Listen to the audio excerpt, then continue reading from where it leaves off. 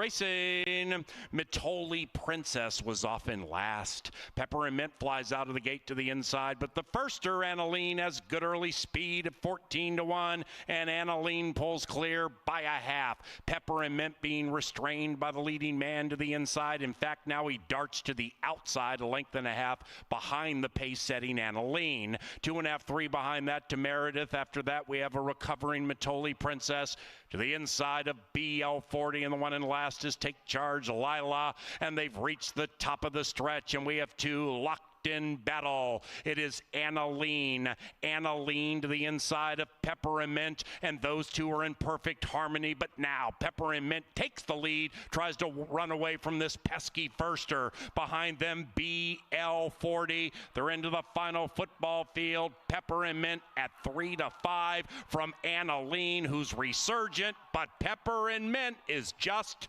too good.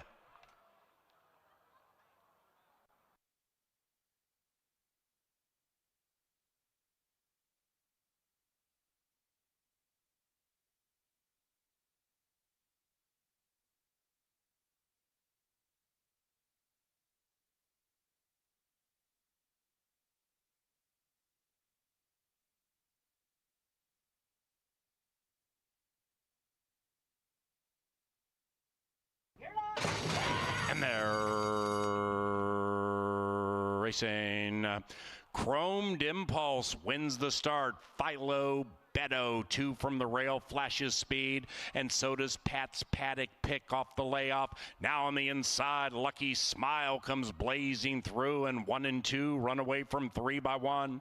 About 5 lengths behind that to St. Charles. That one is to the inside of Chromed Impulse, and Spidey War is 8 lengths rearmost. Lucky Smile trying to put a frown on the face of Philo Beto. Pat's Paddock pick would have to win 2 in a row from off the pace now. After that, we have St. Charles outside, Chromed Impulse beginning to run on, and Spidey Wars 4 lengths from it. Lucky Smile, Philo Beto stopped. Inside, St. Charles is firing, and on the outside, Chromed Impulse trying to win 2 in a row. Chromed Impulse at 6-1 has won 2 in a row.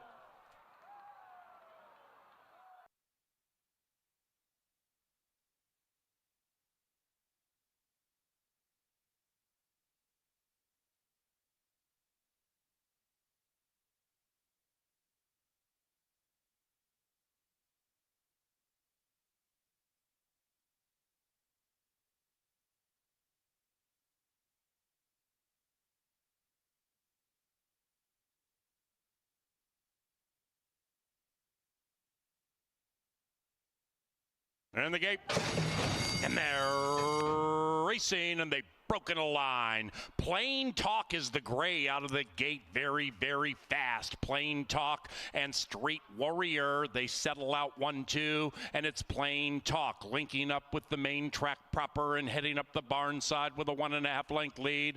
Street Warrior lays second, about 4 clear from Surly Furious, and that one's to the inside of Lord Sheldon. Outside of them, Mr. Who.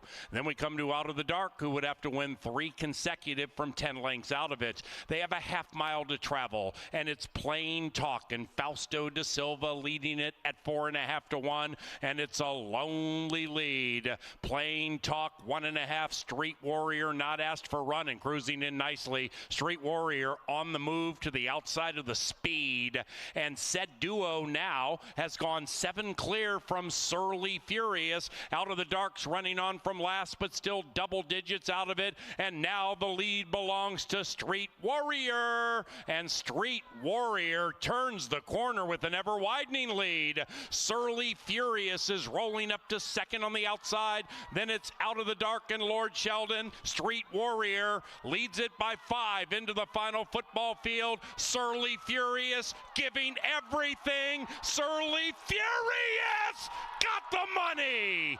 Surly Furious from off the pace.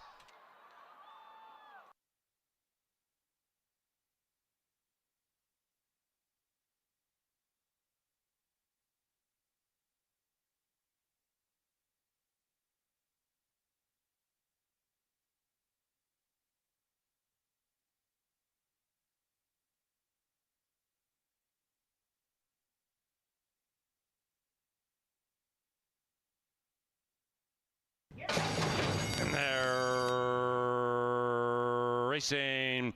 Another perfect start. Mare Sills First is first under the wire for the first time. Mare Sills First in a pace battle early, though, with the Irish Grace Darling, and those two speed up around the corner and put 5, maybe 6 on the next two. That is Shy to the outside of 2, Practical. After that, we have Irish Kitten to the outside of Joe Casta, and the one in last is up on the edge, trying to win 2 in a row from 10 out of it.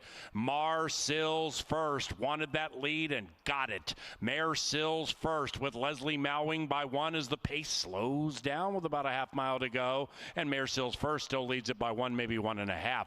Grace Darling looking to win 2 in a row in second. After that is Joe Costa beginning to emerge on the inside. The rider has the pink sleeves to the inside of 2, Practical, looking to win 3 in a row, but unseen for a year and passed by Shy. Behind them up on the edge, then it's Irish Kitten swinging into action. All 7 separated by 7 as they come charging down the Canterbury Park turf course. Mare Sills First still shows the way at 25-1. Now on the inside, here's Joe Costa. Joe Costa, the even money favorite, rallies to the lead. Irish Kitten at 25-1, finishing fast on the outside. But the People's Choice, Joe Costa wins. Put a Q around race 4.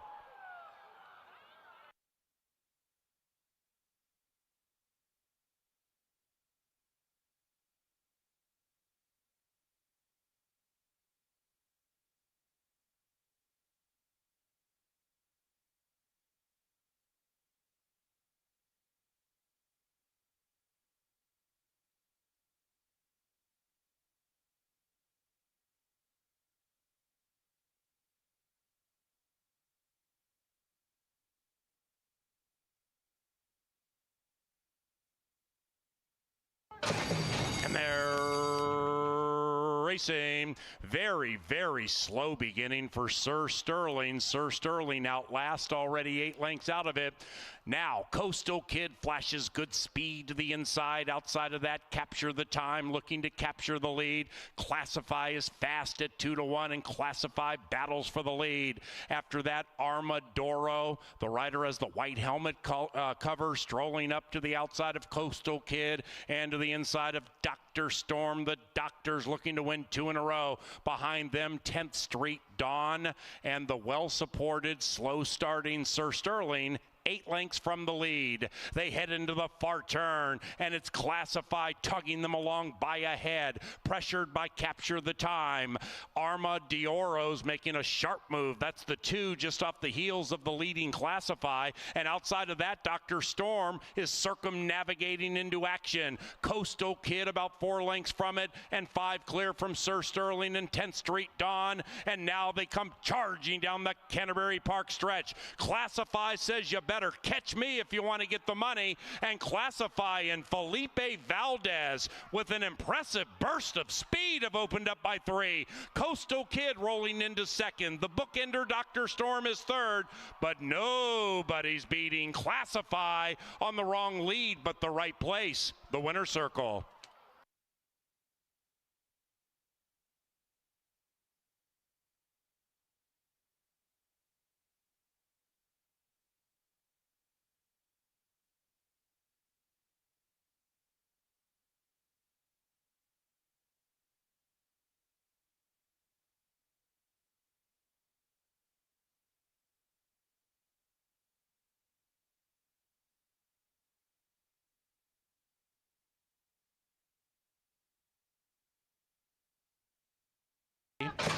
And they're racing. Factor that with Harry at 2.5-1. Jump out to the early lead. Wares Maryland in the turf debut is prominent. Then we come to Baby Doll Peach at 10-1. Baby Doll Peach very sharp in the early stages. And as they corner, Factor that had some trouble with the turn. And Baby Doll Peach is taking the lead. Now Northern Angel moves up to third, about 4 lengths behind the tearaway leader. Baby Doll Peach grabs the lead, and as they head up the barn side, opens up a 5-length advantage. Mighty Maddie's to the outside of Wares Maryland. Then after that, Vintage Port last in 10 lengths rearmost. They they zoom into the far turn, chasing the upset-minded Baby Doll Peach. And the Peach leads it by 5.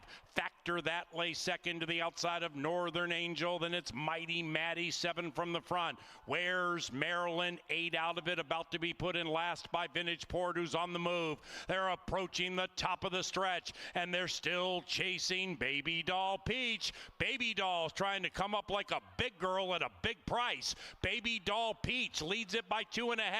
Factor that's going to give her a try to the outside. Even farther out, Vintage Port finishing fast with Northern Angel. Factor that, Baby Doll Peach. Northern Angel spreading the wings to the outside of Factor that, and Northern Angel refuses to head south and wins.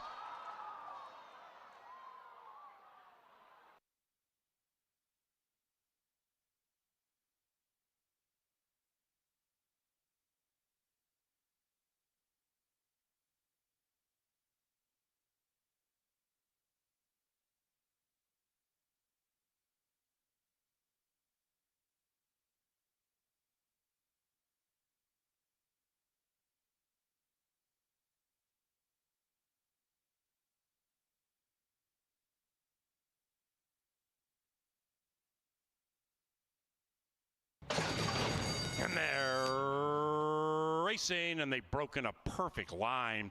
War Chess, the 10-year-old, won the start at 4.5 to 1, but now My Calante grabs the lead for a second as Angel's Magic, the speedy Minnesotan, at 2 to 1, grabs the lead and runs away by 3. And as they corner for the first time, Angel's Magic with the pedal to the metal opens up a 5-length lead. My Calante is in second to the outside of Heat and Reheat. That 8-year-old's about 5-6 lengths out of it, and to the inside of stablemate El Joy. 2.5 behind that to Crafty King. That one is outside of Glendale and about 7 lengths from the front. It's a Boy, the 9-year-old, second last as the pace slows down. Angel's Magic coyly slows down, and now the field is separated by just 8 lengths. Into the far turn they go. Angel's Magic by 1, and now there are several looming right behind Angel's Magic. Heat and Reheat to the inside, and on the far outside, Crafty King's making a crafty move at 20 to 1. Crafty King goes up to second, but Angel's Magic still leads it by 1 apiece. Between them, Heat and Reheat. El Joy's tapping the brakes. Glendale is badly blocked. Outside of that, It's a Boy is 5 lengths from the lead, and War Chest has tailed off. Angel's Magic trying to sail wire to wire. Crafty King at 20 to 1 means business. Crafty King trying to run down the bookender, but Angel's Magic has more left in the tank, and Angel's Magic sails wire to wire.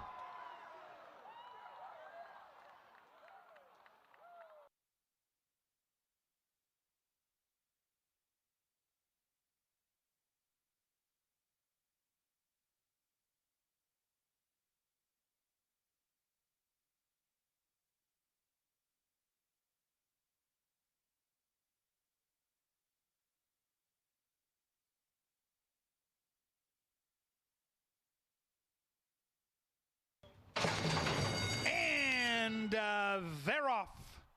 Happy Hour Bobby, per usual, bounces out of that gate. Sam Says tries to go with that one. In between horses is Cooler King. Outside is Paretto's Principal. And at the back of the pack is Schmooze. Kelsey decides to take the lead, and Cooler King looking cool on the lead by a half length. Sam Says clings to that one. Gap of 2 to Happy Hour Bobby. Paretto's Principal is closing in coyly, and nothing yet from Schmooze. 22 and 1 for the opening quarter mile, and Cooler King and Sam Says ready to lay down the gauntlet as they hit the top of the Canterbury stretch, and Cooler King leads it by a half. Sam Says pounding away on the outside, and Sam Says pokes those green blinkers in front, and Sam Says is opening up now. Sam Says by 3. Paretto's Principal trying to get to the exacta, but no one's catching Sammy.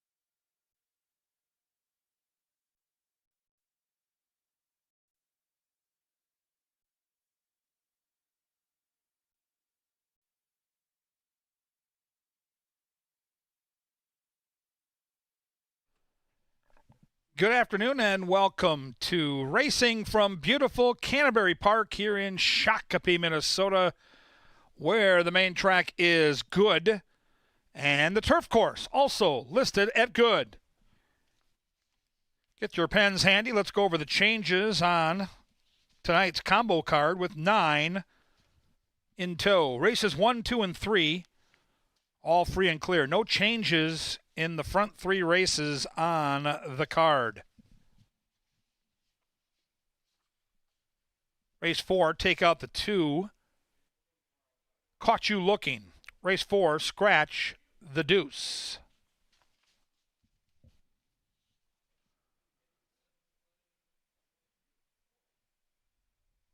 Race 5 and 6, free and clear. No changes in the middle 2 races.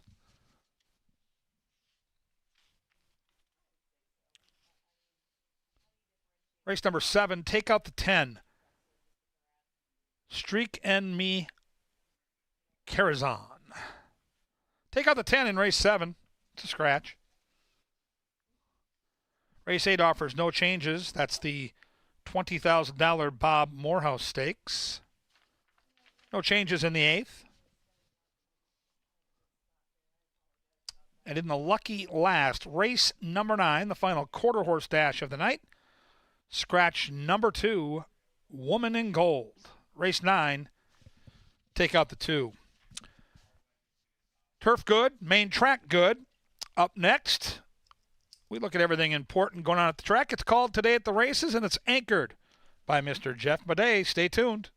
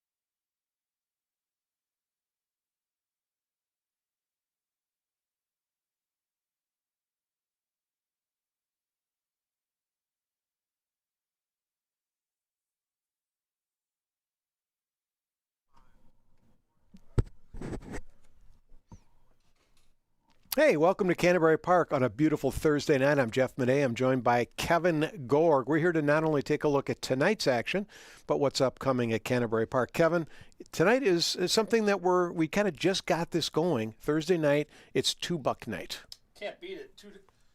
Can't beat it. $2 to get in, $2 draft beers, $2 sodas. My favorite part, the 2-for-1 hot dogs. And I'm going to tell you right now, if you haven't sampled our fine cuisine here at Canterbury, top to bottom, as good as it gets, but our hot dogs are grilled. Not sitting in a a vat of water. They are grilled to perfection. This little batch right here, a little ketchup and mustard drizzled on there, ice cold beer. Can you imagine the value? $2 beers, 2-for-1 dogs. I mean, it's going to be pandemonium. We've got a DJ tonight, 9 races, couple of quarter horse stakes. I mean, this is the place to be. T-Rex races, don't forget that. Yeah, I'm excited to call those. I've never been around dinosaurs, and I just went and saw Jurassic Park, and Scarlett Johansson stars in that movie. She's lovely. But, yeah, I don't know what to expect with these dinosaurs, and we've got, again, a lot of extracurriculars on the track this week. I'm going to be calling the ostrich race on Sunday. Ange has got the zebras. Paul's got the camels, so we might as well warm up with the T-Rex bit. It can be dangerous. You've seen the movie. Oh, man, don't get too close. Not mess around with T-Rexes, but it's fun. It's Thursday nights we've got a few of them, like 5 of them. I think this is the first of 5, and this is a cool promotion. I think it's a chance for people to bring out maybe friends that have never been to the track, check it out in an inexpensive method, and we've got a really nice card tonight too. Let's first, though, take a look at the jockey standings here. Well, I tell you, yeah, I mean, Double H set the tone opening night. Had a crooked number of winners that night, and he's going to be hard to catch. But I tell you what, you watch the way these guys are riding right here in the middle. You can bet this group with confidence. There's depth.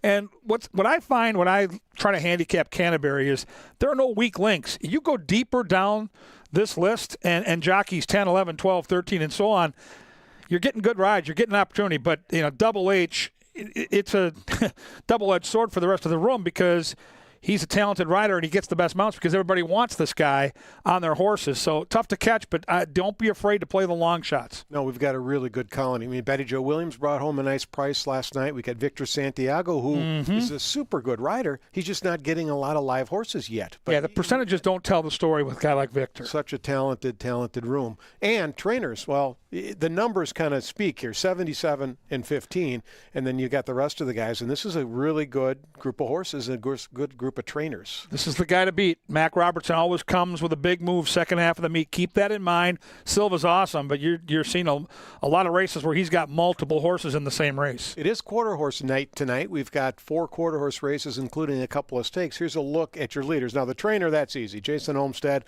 again, sheer numbers and the quality of the stock that he sends out is hard to beat. Jockey Armando Avedrez is his go-to rider generally here at Canterbury. Now, we're going to look at the stakes lineups, but we have a futurity tonight where they ran trials, and they have, I think we had 3 trials. The fastest 10 horses qualify.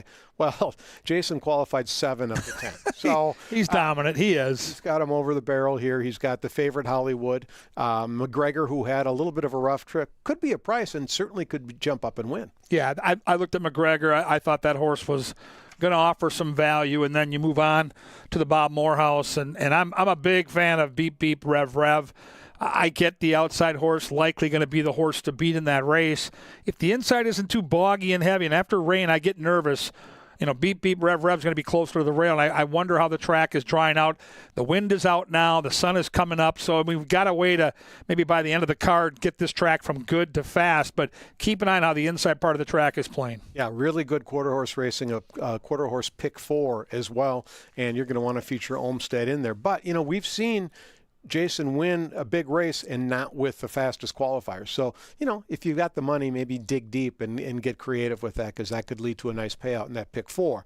Now, we come back on Saturday with Taste of Canterbury. I know you're going to be down there welcoming the fans to that. It's an upgrade from your normal admission. You can get involved in Taste of Canterbury, and you get all the wings you can eat and a lot of whiskey. A lot of whiskey and wings, and it's a fun way to spend the late afternoon, early evening here at the track because we've got a little something for everybody. And I'm going to go through a little handicapping seminar, give them a couple horses to watch. Come out and join us. All this information we're throwing at you, I know you're probably thinking, how am I going to remember it? Just go to CanterburyPark.com. Our website will walk you through each and every endeavor here this weekend. And here's one of the big races we're going to take a look at this weekend. And boy, I tell you, you look at this field top to bottom, and you see all kinds of talent. But this is a horse I'm focusing in on right here. I love the way De Silva's able to really ration early speed. And Thunder's rock and roll, boy. She dances every dance, and you got to respect that. She works hard, and I think this is the race she finally breaks through. She got beat the last 2 times, but arguably ran the best race of anyone in the field in defeat. I mean, she was on the lead at a fast pace and hung on for second last time out. So super competitive race. This is another short field, but I keep coming back to this Argent for Cars, who just has won 2 in a row and won dominantly. And I never saw either of them coming. No, this is a horse that I think's got some huge upside. That last race out, 78 on the buyer figure, really stands out when you handicap the race. Beware of Towner 2. I know going back to last year that Mac Robertson was very high on this racehorse, and Towner 2's got some late kick. This is the horse that's going to be favored and probably on the lead, but I think Towner 2 will have something to say about that in the late stages. Kind of cool because you've got a different philosophy on how to get a horse to a stakes race. You know, this horse has come out of nowhere, this Argent for Cars, where Towner 2 has been well thought of now for more than a calendar year. And then you've got the Turf Distaff, and, you know, you got to love as a handicapper a free space on the bingo card. And, again, there's no such thing in horse racing. This horse is pretty close, though. She's 5 for 5 on our turf course, and she can make her own race. And she can win anywhere in the country, too. It's that quality. So that's a very, very fun race. And then we've got the Ralph Strangis. That's on the grass as well. This is a tough one, I think. Really hard race. Probably the toughest race to handicap on Saturday. Frosty View's coming off a 100 buyer speed figure, which is ridiculous. Fountain Jordan, back-to-back bad trips. The Alligator Hunter, I mean, you talk about a horse that's just plain game and loves to battle any surface, anytime. But I come back to old class and Mac Robertson. Xavier Dave, one of your favorites. He's on top for me, and I think he's going to be a handful to beat. Yeah, that's a great card on Saturday. It's Hall of Fame night, and it will be a lot of fun. And that action starts at 5 o'clock, and then we come right back the next day with Extreme Day. Well, I'll tell you right now, I mean, the zebras and the ostriches and all the camels and all the wonder of it all, if you've got little kids, it's fantastic. It's great to see. But remember, this is the last horse race card before we have the rodeo break for 8 days, and these trainers are literally emptying the barns. If you like big fields and big payout possibilities, along with all the fun and games of Extreme Day, Sunday's the day for you. We race at 1 o'clock, and then you're going to miss us. We're going to be gone for almost, 8-10 days? So come on out this weekend. Both these days this weekend are going to be spectacular fun. But you can enjoy the Ram Trucks Rodeo, though, July 18th through the 20th. 3 days of rodeo action. All the things you'd expect. It's a belt buckles, great athletes. Bulls, bronc riding, good-looking humans all over the park. Yeah. Like it's good fun. Live it is. Music on that Friday night with John Morgan. I mean, it's a country artist you're probably familiar with. I know Mr. Morgan. It's the rodeo to me. If you haven't been out here, it's a very confined area where there's not a bad seat, and so you're right on top of the action. And when you watch these men and women and what they do in that close of proximity, it blows you away with the courage they have and the athletic skill it takes to partake in the rodeo. You're going to want to come out, and again, our website at CanterburyPark.com will walk you through the times, the prices, and all the great deals we have available. Absolutely. That's where you want to go. And where you want to go is to the window to bet this pick 5 to. The 50-cent pick 5. Now, tonight, because we have 5 thoroughbred races followed by 4 quarter horse races, starts in race number 1. So you've got 12 minutes to get your bets in. Pick 5, 10% takeout. That leads to some big payoffs. Now, this is my pick 5 ticket. I'm not known for my pick 5. Look at this, $16. It's a $16 ticket. It's an inexpensive. I got to check out the wager. Single here first and foremost. Well, yeah, the Single is in that 2-year-old race later. We got Richard Grunder. Yeah, we got steam. Seems like it could run, but she's a filly in against the boys. But at 2-year-olds that doesn't matter. You see them winning all the time against the boys, and there's not a lot of options. I mean, there aren't a lot of 2-year-olds that are ready to go right now. So it's a bold single, young man. Yeah, I mean, you've got to. If you don't single that horse, then you're going 6-7. Now hold on. Your ticket becomes $96. I don't want to pick apart your pick 5, but you don't have my top pick in the first race, and you've got multiple horses, and you are a Bruce Rican, like you're the president of the Bruce Rican fan club, and you got Know My Woman. Come on, man. Well, I'm going to try to get a price here with Honorable Mischief and the guy you talked about, Harry Hernandez, who always wins the first. And then Mouse told me Peyton's Beauty looks pretty live with Kelsey Hart aboard. Well, I did see Mouse at the ATM, so I will vouch for the fact that Mouse is going to put his money where his mouth is. He's betting Peyton's Beauty, trying to get some money so he can go downstairs and get a couple of those hot dogs, 2-for-1 style. So let's handicap it. Here we are, and Pearl Button is on the screen as we speak. She's got some speed. She's drawn inside. Mike Beeler's a conditioner you certainly trust. Back-to-back third-place finishes where she's kind of outrun her odds, 42-1 and 6-1. She's got good numbers on her main track. Yeah, and I think the Beeler barn generally doesn't start real fast, but then the horses continue to improve. And I think this one for Hall of Fame breeders Cheryl Sprick and Richard Bremer, in with a chance, but it's going to be a price. Yeah, no doubt about it. Now, horse number 2 is my top pick. This is My Woman. Santiago gets the call for Brucey Rican. Probably needed that last start. Didn't run real well in that race. Kind of just middled it with a kind of a nondescript fourth-place finish. But they went 138-3. They were scratched for this off the card on July the 3rd, and I think she's going to be able to get a pace, which she needs, and I think she'll be ready to roll when they turn for home. The 3 is the speed of the speed. If she can get the distance, and I know you're on this horse with your Pick 5 ticket, Honorable Mischief and Double H are likely going to be loose. Yeah, and I think, does Bruce Rican enter a rabbit here? Now, both the 2 and the 3 owned by our friend Tony Didier. He's in town, too, from Nebraska, so look out. He usually ends up in the winner's circle when he comes to Shakopee. I think Honorable Mischief can handle that distance, and I'm hoping I can get somewhere around that 4-1 price, and that, if I can get that horse home, that does boost up that Pick 5 payout. Hidden Spin, Joel Burnt, the Burnt Barn heating up. Yeah, Oracle bullish on this horse. He was talking about this 2 hours ago from his perch on the leather couch here to our left. But I see it. The Chicago Steam, turf to dirt, has some speed. Now they put the blinkers on. Joel Burnt's so good at what he does. And then the outside horse is the morning line favorite, Peyton's Beauty. Mouse is going to get a price, nearly 4-1, up from that 9-5 morning line. Interesting.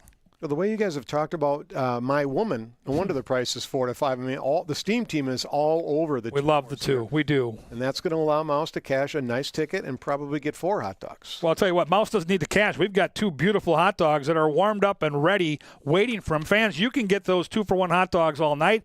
$2 draft beers. We've got a DJ. We've got a lot of reasons for you to enjoy this 9-race card. And right now the horses have left the paddock. They're heading down the tunnel. Soon they'll meet the greatest bugler in North America, Sir Leonard Dykert, with the call to the post. Good luck and enjoy your night here at Canterbury Park.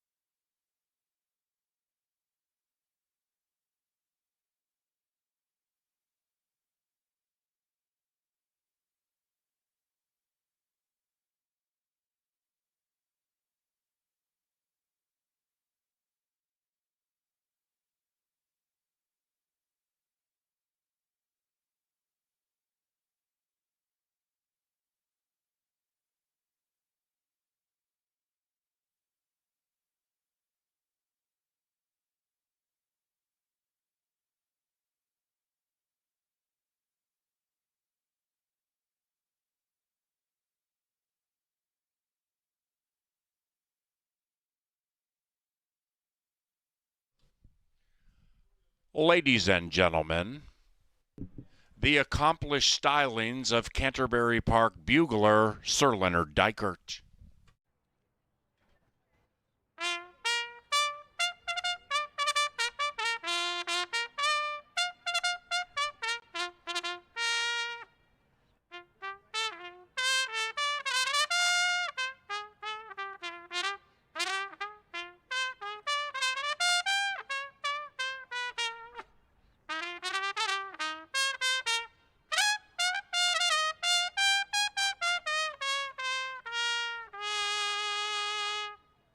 Sir Leonard Dykert, ladies and gentlemen.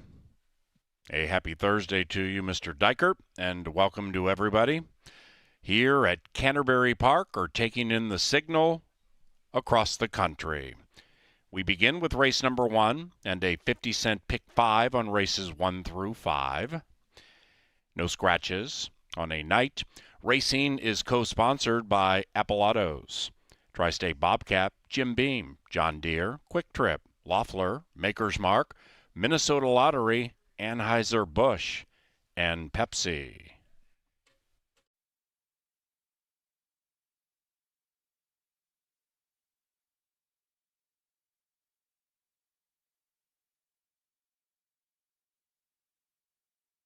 Emily Scott to the petting zoo, please.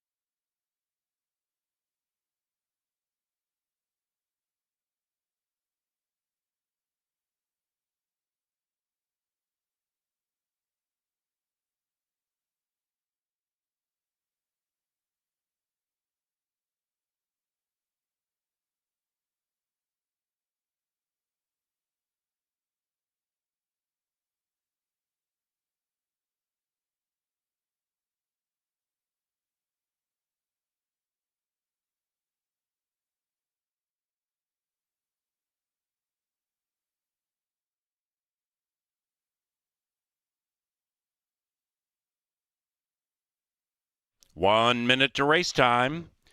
Canterbury Park would like to welcome its featured groups to the racetrack this evening. That would include Houston County 4-H, those here with the Bob Morehouse Memorial, Nationwide, Hecox Hartman, the Minnesota Chamber Leadership Class of 2024-2025, the ComScope Team Outing, and our friends here with the juggernaut, iHeartMedia.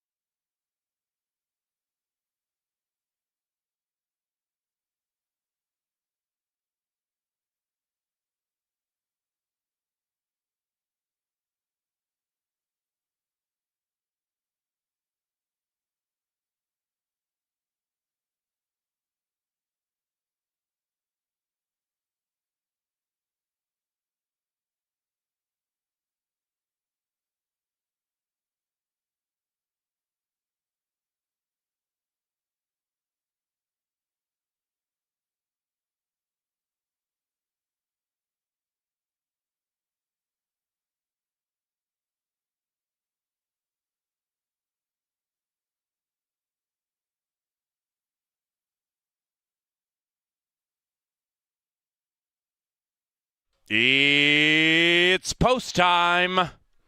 The quintet is arriving at the starting gate to begin a Thursday at Canterbury Park.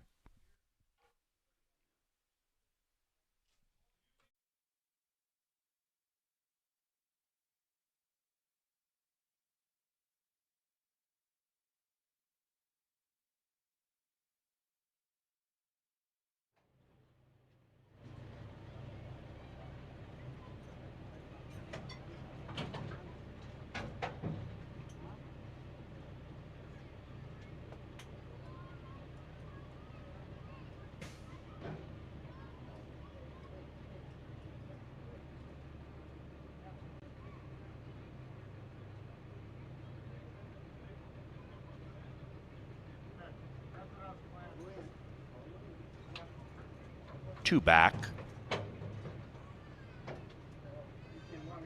One out. Our starter is Oscar Quitos, the one on the track with the cowboy hat. And we're ready for race one. And they're racing. Perfect dispatch by the starting gate crew per usual. Honorable Mischief comes out of the gate with Mischief on the mind at 7-1. Honorable Mischief with a narrow lead as they corner. Inside of that is Pearl Button, and outside is Peyton's Beauty. Then it's about 3.5 back to My Woman, and the favorite is 5 lengths from the front and the same margin clear from Hidden Spin. As they spin around that corner, up goes Peyton's Beauty to take the lead. Peyton's Beauty now favored. Peyton's Beauty 4-5, My Woman 7-5, and the 5 are separated by 10 as they head up the Canterbury Park barnside. And with about a half mile to go, Peyton's Beauty, the one to catch, booting that lead to 4. After that, we have Honorable Mischief, 2.5, 3 lengths clear from My Woman in third, Pearl Button in fourth, and Hidden Spin is now 12 lengths rearmost. Off a far turn, Peyton's a beauty to this point. Peyton's Beauty striding along with what may be an ever-widening lead. It's now 7. Peyton's Beauty 7. Honorable Mischief next. Then we come to My Woman beginning to close in a tad. Hidden Spin is out of last and closing in decently 10 lengths behind Peyton's Beauty. And Peyton's Beauty is now shoved on by Kelsey Haar and still has a healthy lead. Honorable Mischief is in second. Not today for My Woman. Outside of that, Hidden Spin with Pearl Button. But this is Peyton's Beauty, and this is a beauty indeed.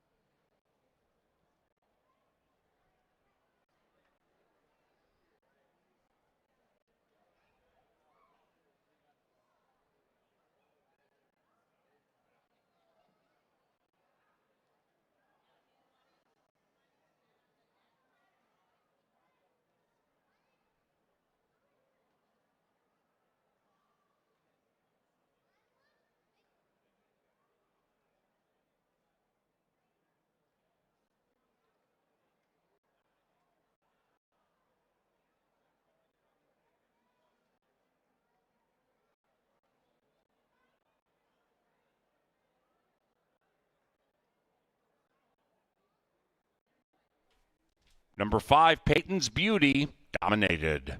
It's 5-3, 4-2.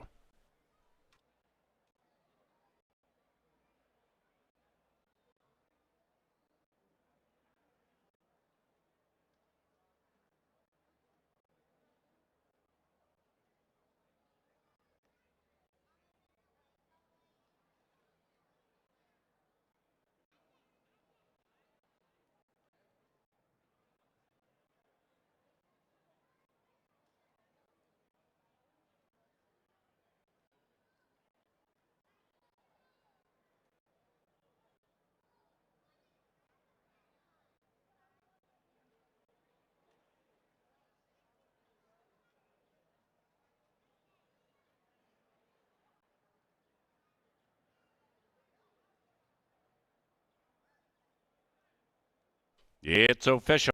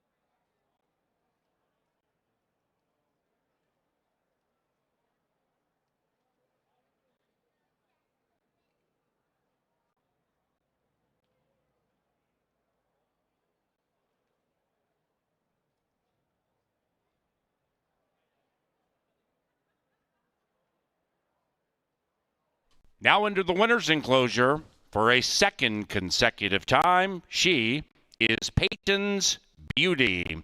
And the winning rider, Kelsey Haar.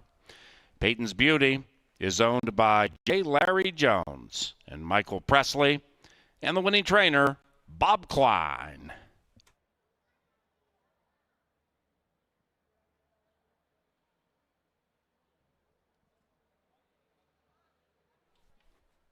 Race number 2 is about 20 minutes from now. The main track is good. The turf course is good. We have no scratches in race 2. Post time right around 5:40.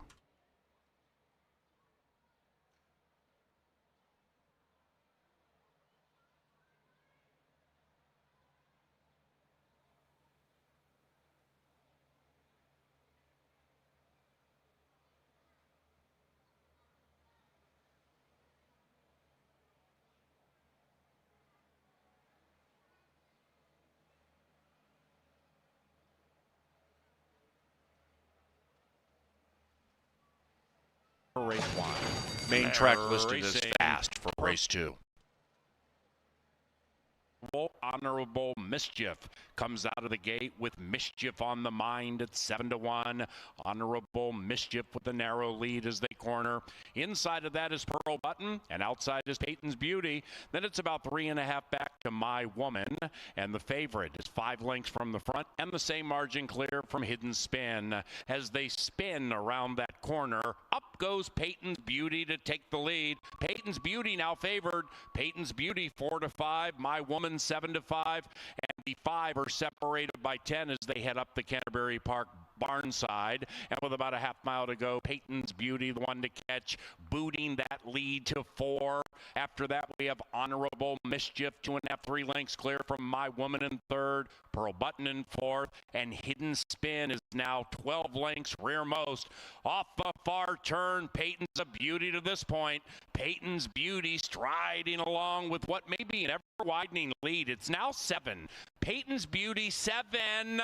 Honorable Mischief next. next. Then we come to My Woman, beginning to close in a tad. Hidden Spin is out of last and closing in decently, 10 lengths behind Peyton's Beauty. And Peyton's Beauty is now shoved on by Kelsey Haar and still has a healthy lead. Honorable Mischief is in second. Not today for My Woman. Outside of that, Hidden Spin with Pearl Button. But this is Peyton's Beauty, and this is a beauty indeed.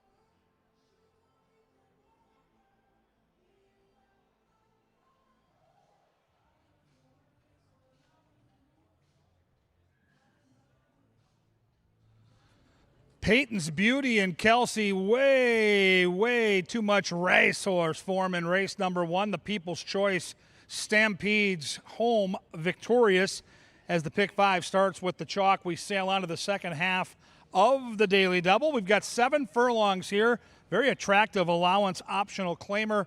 Let's take a look at the field. Remember, they come out of that chute, and these 7 furlong races are real fun to handicap because I think it gives those route horses, those power sprinters, as Jeff Madej likes to call them, a chance to compete with some of the speedballs here at the racetrack. Number 1 is Ms. Callie for our good man Larry Donlin, who's also part owner. G-Rod will be in the saddle. And the 2 turf races we've seen this year have been completely different. We saw a really good second place finish back on May the 24th, and then last time out didn't do much. So Larry Donlin, being the crafty trainer that he is, decides to go back to the dirt, where this horse has hit the top 3 in 7 of her 15 career tries. That's the good news. She's yet to win on a fast track. She is 0 for 15, but she has stalking speed. She has that cozy inside post, and Ms. Callie should be a big price come post time. Raven's Quest is the deuce. Zeke Laura for Jose Silva, who's currently our top trainer at the park. And this horse has never been off the ticket at Canterbury. 3 for 3 in the top 3. Last time out, ran a really good second in the slop, showing speed going longer. I think she'll appreciate the cutback here from that route distance to a 7 furlong spot. And I thought she made a ton of sense on paper. I've got her second in my analysis, and I look up and see 8-1. That is crazy. What a good value on Raven's Quest. I think the trainer and the jockey that won race number 1 can get their picture taken again after race 2. I like Lady Astrid. Lady Astrid's a horse that can come with a late run, has 3 career wins on our main track, and I think there's enough speed in here to set it up for somebody like Lady Astrid. Now, the last time she ran at this distance last year in September at Canterbury, ran a really good third, and I think that's the race I looked at and said, okay, if she can duplicate that and the speed backs up just a little, we got a shot here. I knew we'd be a price, and right now that price is a very square 5-1. Everybody's jumping on board with number 4, Moonlight Tryst. Carlo Lopez gets the call.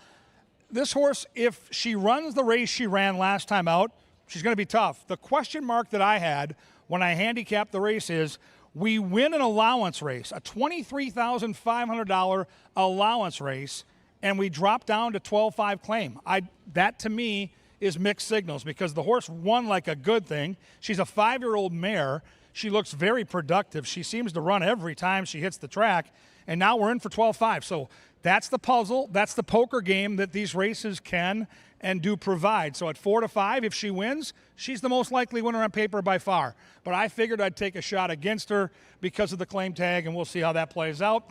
Number 5 is Derry Goulin. Morning line favorite at 2-1. Owns some big-time buyer speed figures. Another Jose Silva horse, a horse that should love this distance, and 4-1 seems like quite the value when you consider the morning line was half that. And don't forget about the outside horse. My dear friend, Super Stats Dave, one of the top handicappers in the Midwest, happens to think that Miggy can get the job done. And don't forget that last night, this trainer, Nick Goodwin, and this jockey, Betty Jo Williams, upset the apple cart at around 5 or 6-1. So this is a very similar horse to the one they had last night that won. You've been warned. What a fun race to handicap. Even though there are only 6 options, you can make a case, as we just did, for each and every one. I've got Kelsey sweeping the double. It's a Johnny the Mouse Mickelson special. We'll see how it plays out. The fillies and mares have left the paddock. Their work is done out here. Your work has just begun. Head to the windows, formulate an opinion, put your money where your mind is. There's nothing like it when you pick the winner at a racetrack. God, it's fun. It's race number 2. They'll be at the gate in around 8, and then they're going to get it on.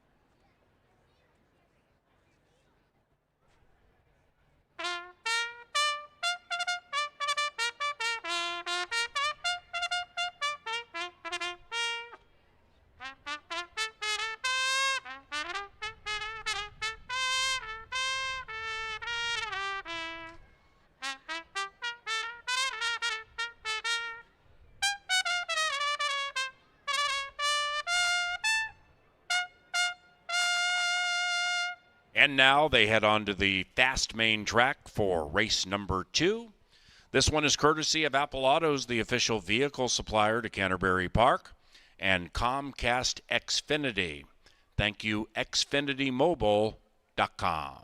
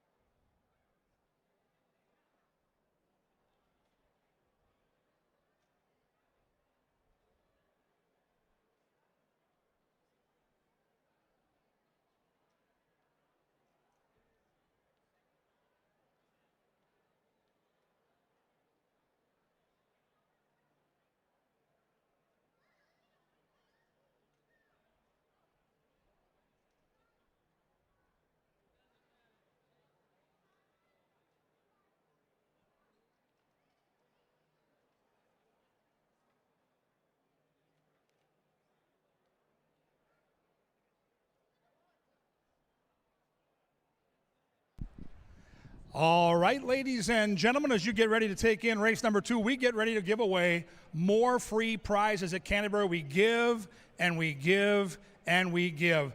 This is the beautiful Abby from Prior Lake. This is the mystery box game. How familiar are you with the mystery box game? Not very. Okay, now here's how it's going to work. You're going to come over here.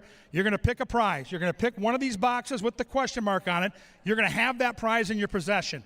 If it's something of value to you, you can keep the prize, or you can try to trade up, because there are hidden jewels over here where you could trade in that prize for one of the other 2 boxes and score huge. So come on over with me, Abby. She's going to pick whichever box she likes the best. We've got our helper here, Lexi, showing you the boxes. What do you like? Which one do you like? She's going to go with the big box here. Let's find out what she's got. Hold on. DJ, we need that drum roll now. Here comes the prize. She has won $100 in cash from the Canterbury Casino. But it's not over, Miss Abby. Hold on to this. So now you understand that we are all about giving away a lot of money. So who knows what could be in those boxes? I mean, we've got jewelry stores that sponsor us, the lottery, Quick Trip. We have trips to exotic places like Glencoe. I mean, who knows? So, do you want to hang on? This is $100 of free cash. Or Do you want to roll the dice and pick one of these other two boxes thinking there might be something better? It's like the grass is always greener, right? What do you want to do? I might pick another. She wants to pick another box. She's not happy with $100. So now, here's how we're going to do this. I need a drum roll. You're going to tell me the box that you're going to pick. And we're not going to open that box first. We're going to open the other box to see what you could have had. It's like the boyfriend or girlfriend that got away. Which box do you want? You want the little one because there could be jewelry. This is what you could have had, Abby. Here comes the box that she does not get. A pair of hot dogs. She would have spent $100 on a pair of hot dogs. So now it's come down to this, fans. Abby from Prior Lake has cashed in her $100 chip, and she is locked in to this prize. This is the moment Abby's been waiting for. Could it be something exotic? Could it be jewelry? She just did it. Here comes the prize. She has won a $50 casino play. Oh. She still wins. Give her a round of applause, but she really lost. Great.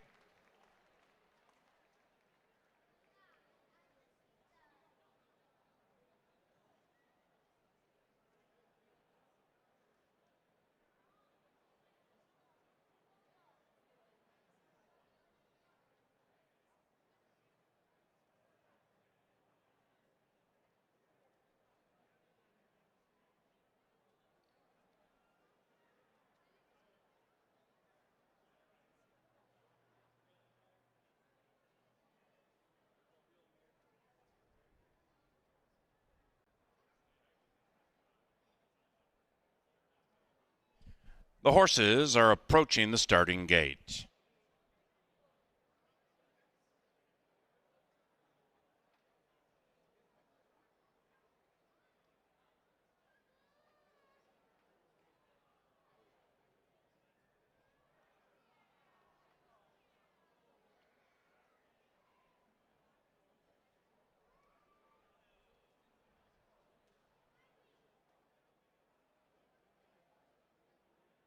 It's race time. Into the gate they go for race number 2. This is a 7-furlong race. We started running 7-furlong events last year. So they start adjacent to the Wild Horse, southwest side of Canterbury. They'll swing around that first turn, head up the barn side, and then come storming home. Derry Goulin is 9-5. Moonlight Tryst, 5-2. Lady Astrid, 3-1. Kelsey and Klein trying to sweep that first double. Raven's Quest moves in.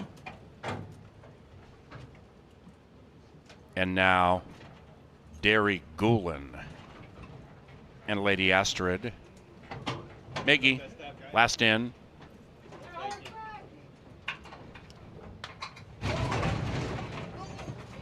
Number 4 has flung the rider. Moonlight Tryst popped Carlo Lopez off. Carlo bounces out of it okay. Moonlight Tryst seems to have settled okay. They're going to back her out. She'll come under track veterinarian supervision for a minute. Stand by. The other 5 composed.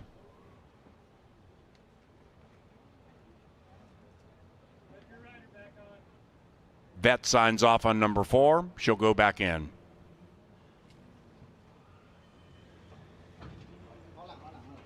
Six-pack ready to pop.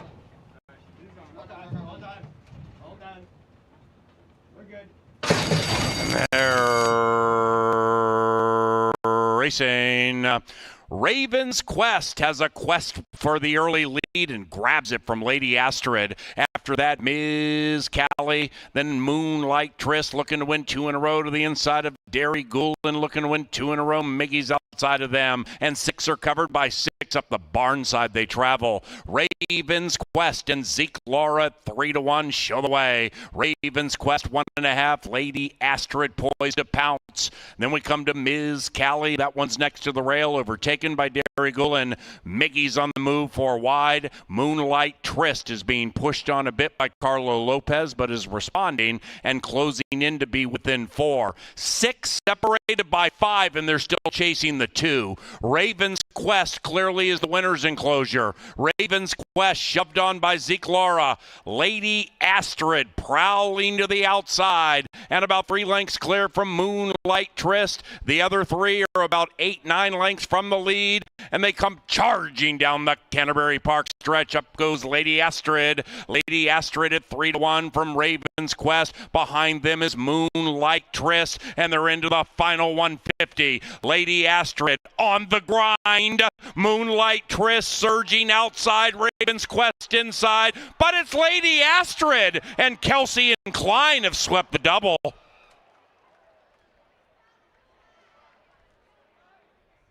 Nice pick, Kevin.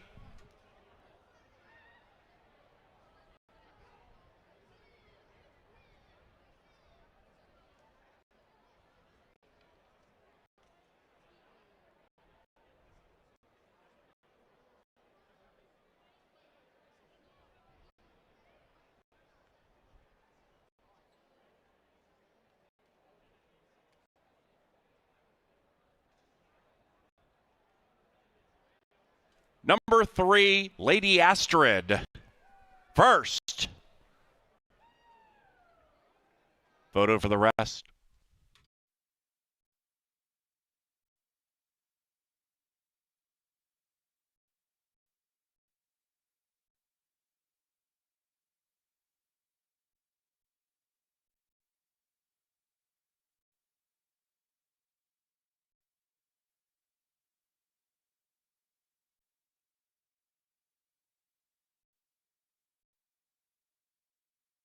The numbers 3, 2, 4, 6.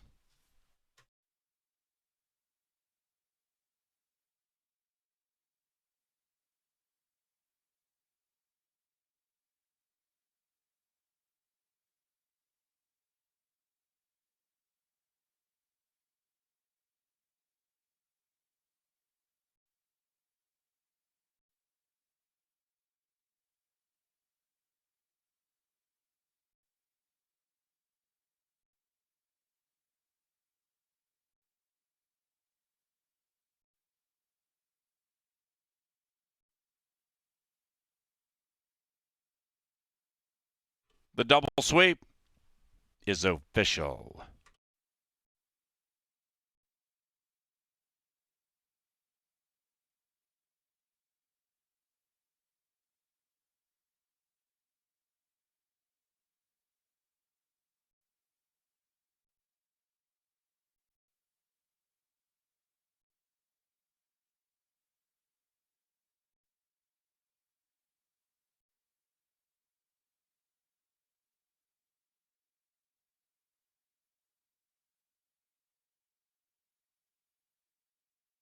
Atta girl.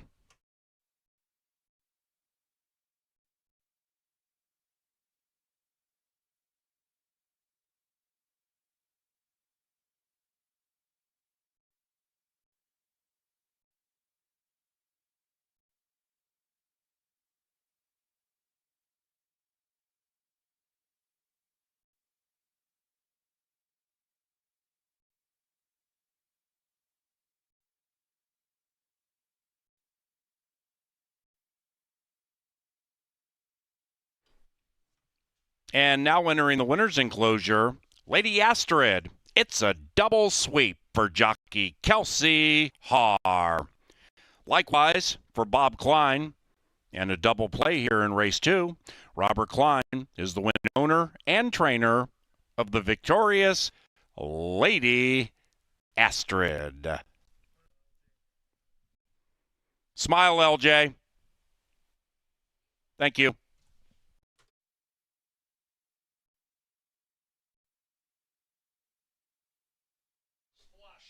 The third race takes us to a turf course listed as good.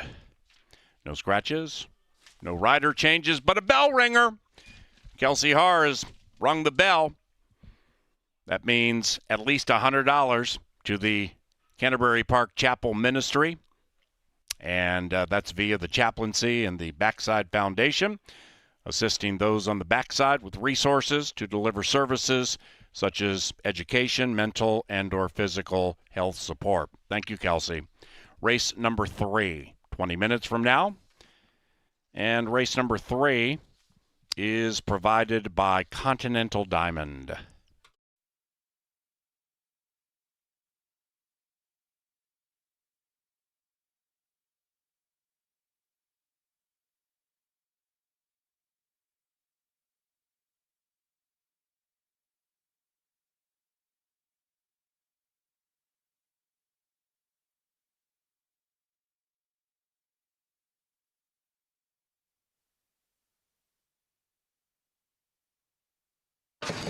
And they're racing.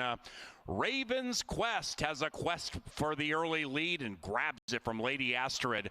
After that, Ms. Callie, then Moonlight Tris looking to win 2 in a row to the inside of Derry Goulin, looking to win 2 in a row. Miggy's outside of them, and 6 are covered by 6 up the barn side they travel. Raven's Quest and Zeke Laura 3-1 show the way. Raven's Quest 1.5. Lady Astrid poised to pounce. Then we come to Ms. Callie. That one's next to the rail, overtaken by Derry Goulin. Miggy's on the move for wide. Moonlight Trist is being pushed on a bit by Carlo Lopez, but is responding and closing in to be within 4.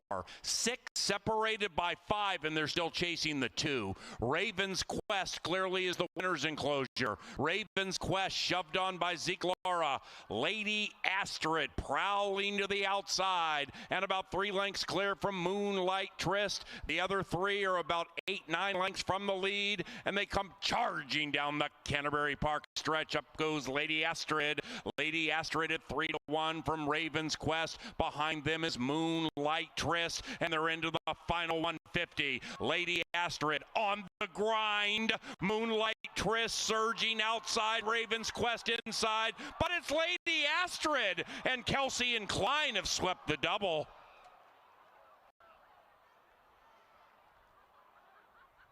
Nice pick, Kevin.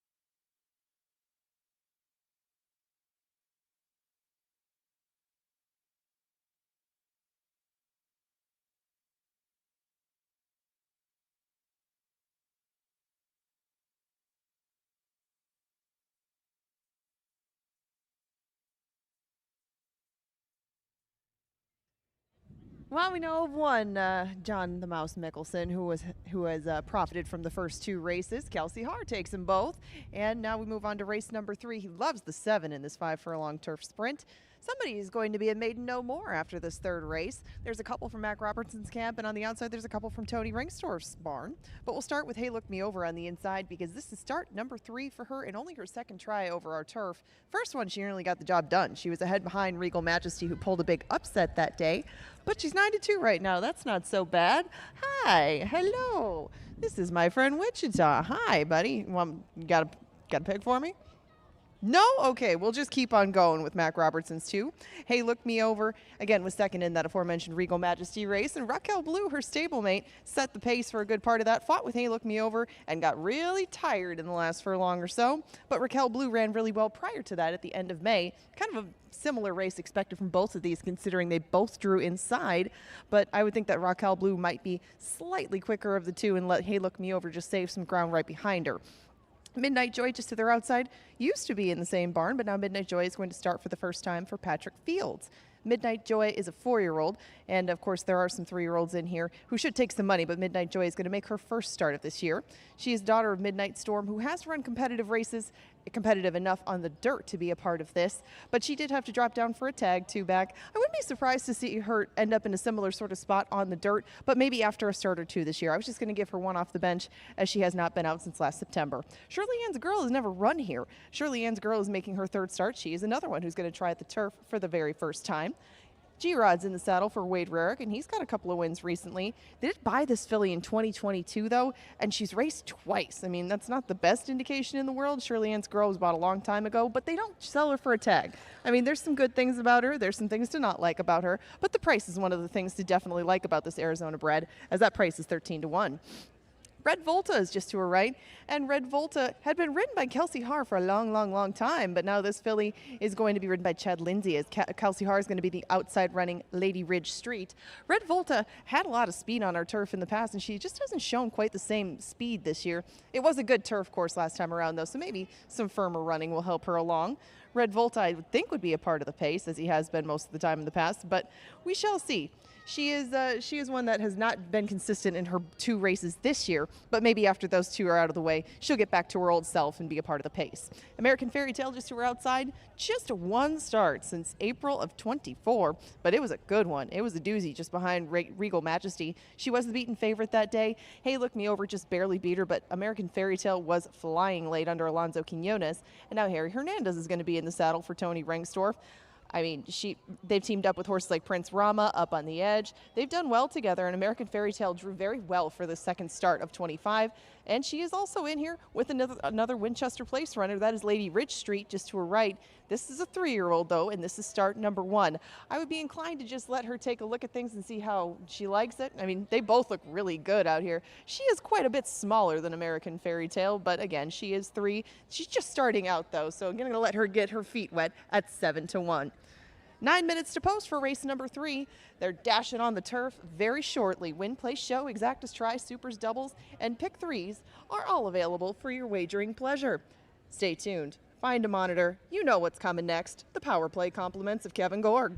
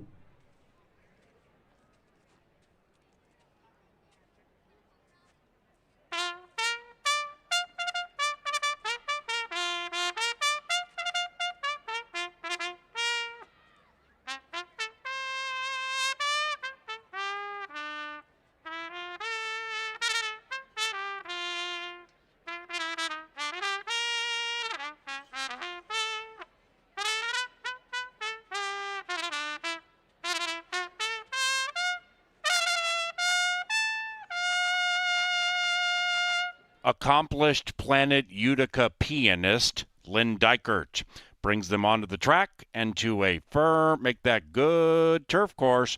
The turf is good, people. The turf is good. For race number 3, it's 5 minutes from now.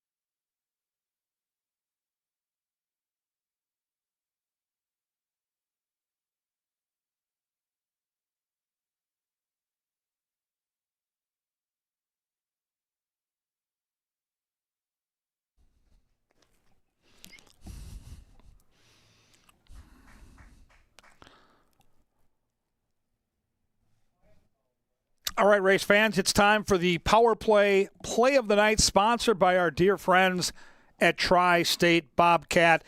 Jump to race 5, the 4-horse Island Jive.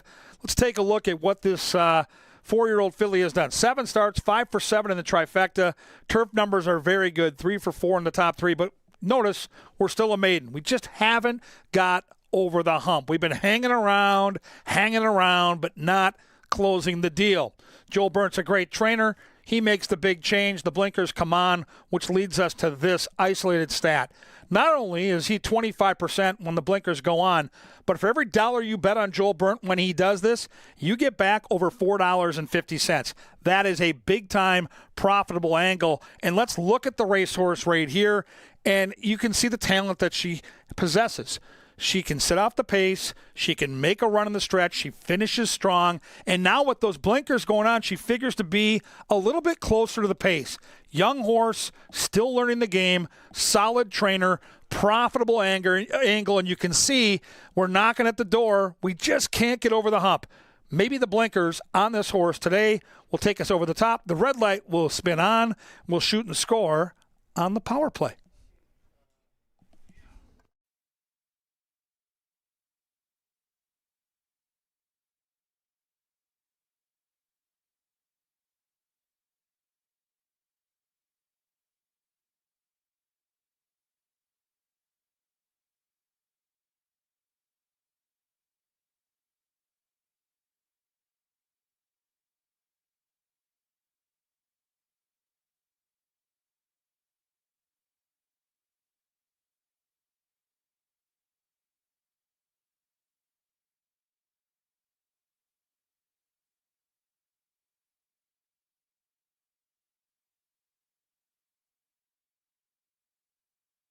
Three minutes. Emily Scott to the petting zoo.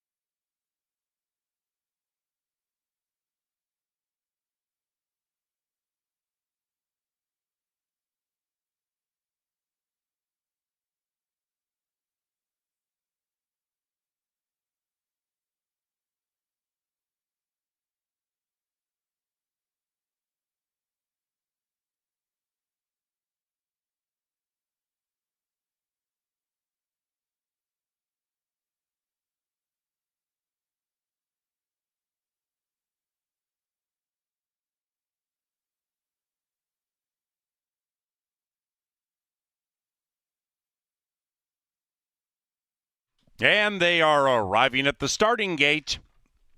It's race time. Turf time at Canterbury Park, where the results have been quite unpredictable all season, specifically with the trifecta and superfecta wagers, top 3 and top 4 in a given turf race. They've been paying massively all season. We'll see what happens here.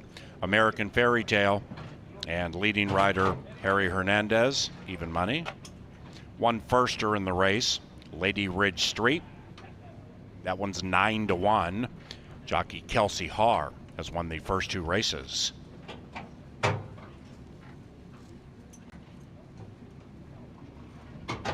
American Fairy Tale and Lady Ridge Street. Maidens on the turf, here they are. And they're racing. Raquel Blue was off slowly.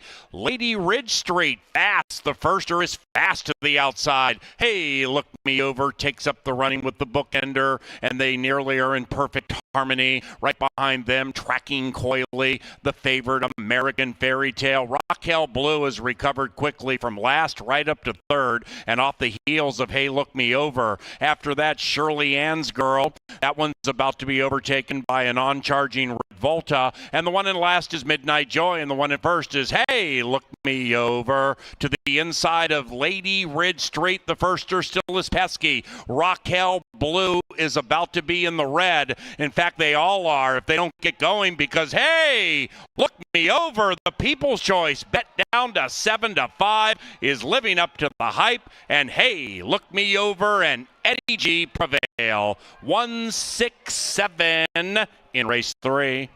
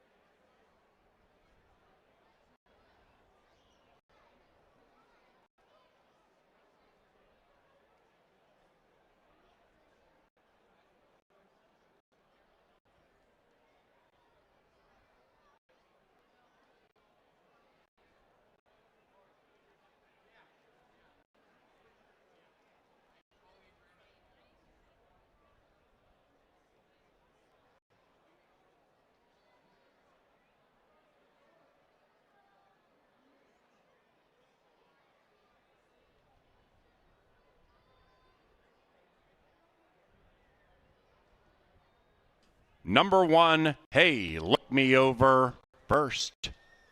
1-6. And a third place photo.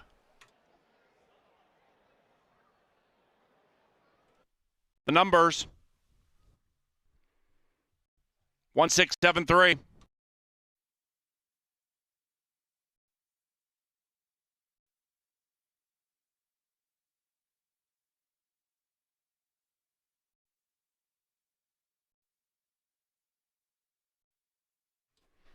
Yeah.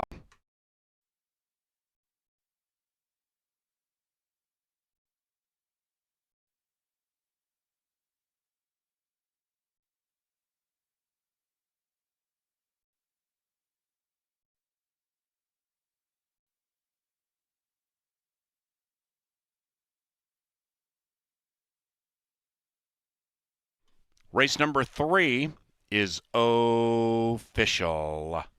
1673 in race number 3. The fourth race takes us back to a fast main track. And these babies will be in search of victory numero uno. Scratch number 2, caught you looking. Race 4, about 20 minutes from now. That one is courtesy of Jim Beam Bourbon. Elegant, smooth, refined. And Busch Light, look no further than Busch Light. Canterbury Park also thanks Touchdown Tile, the official renovation partner of Canterbury Park.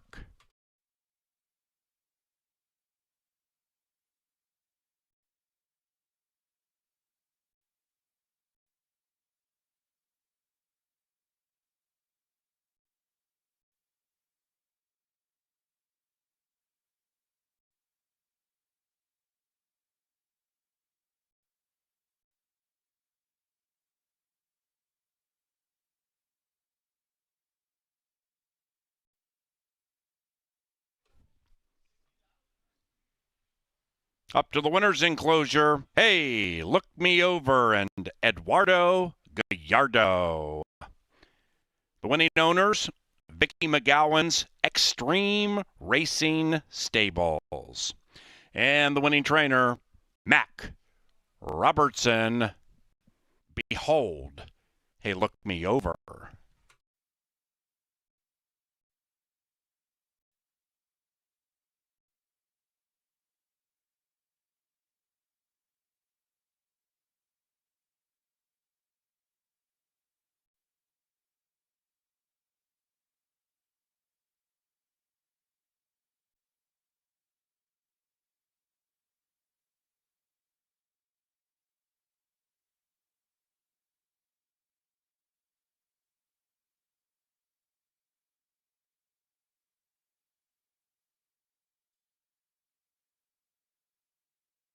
Thank you, Vicky.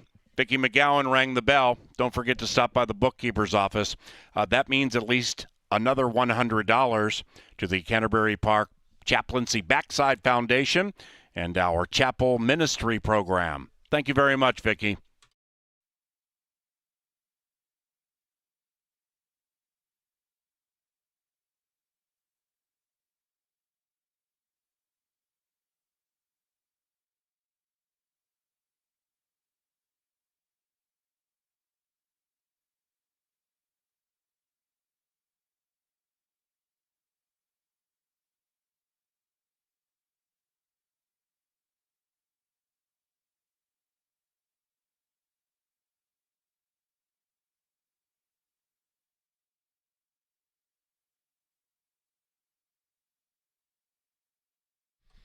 A scratch in the 8th race being announced for the first time. A scratch in the Bob Morehouse Stakes, race 8. Scratch number 4, EOS Keep Dreamin'. Race 8, scratch number 4.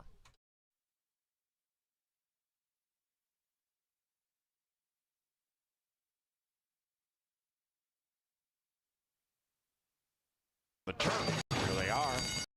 And they're racing. Raquel Blue was off slowly. Lady Ridge Street fast. The firster is fast to the outside. Hey, look me over. Takes up the running with the bookender, and they nearly are in perfect harmony. Right behind them, tracking coyly, the favorite American Fairy Tale. Raquel Blue has recovered quickly from last right up to third, and off the heels of Hey, Look Me Over. After that, Shirley Ann's Girl. That one's about to be overtaken by an on-charging Red Volta. And the one in last is Midnight Joy, and the one in first is Hey, Look Me Over. To the inside of Lady Ridge Street, the firster still is pesky. Raquel Blue is about to be in the red. In fact, they all are if they don't get going, because Hey, Look Me Over, the People's Choice, bet down to 7-5, is living up to the hype. And Hey, Look Me Over and Eddie G prevail. 1-6-7 in race 3.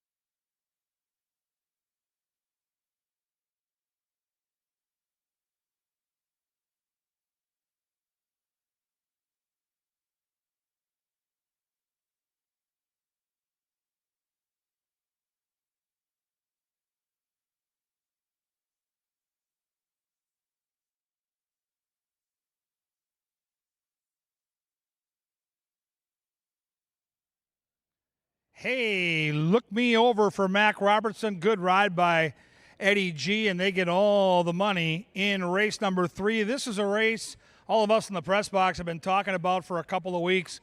We love seeing the 2-year-olds, the Minnesota breds, come out and battle. These are the future stars in our game, and there are 2 or 3 horses in this race that literally I've been tipped on dozens of times, whispers of how fast the morning workouts have been. And for all of us that get to bet these races, they haven't raced yet. And so now we get to see how these workouts play out and how the horses look out here in the paddock. My advice is, if you find someone you like, don't listen to the whispers.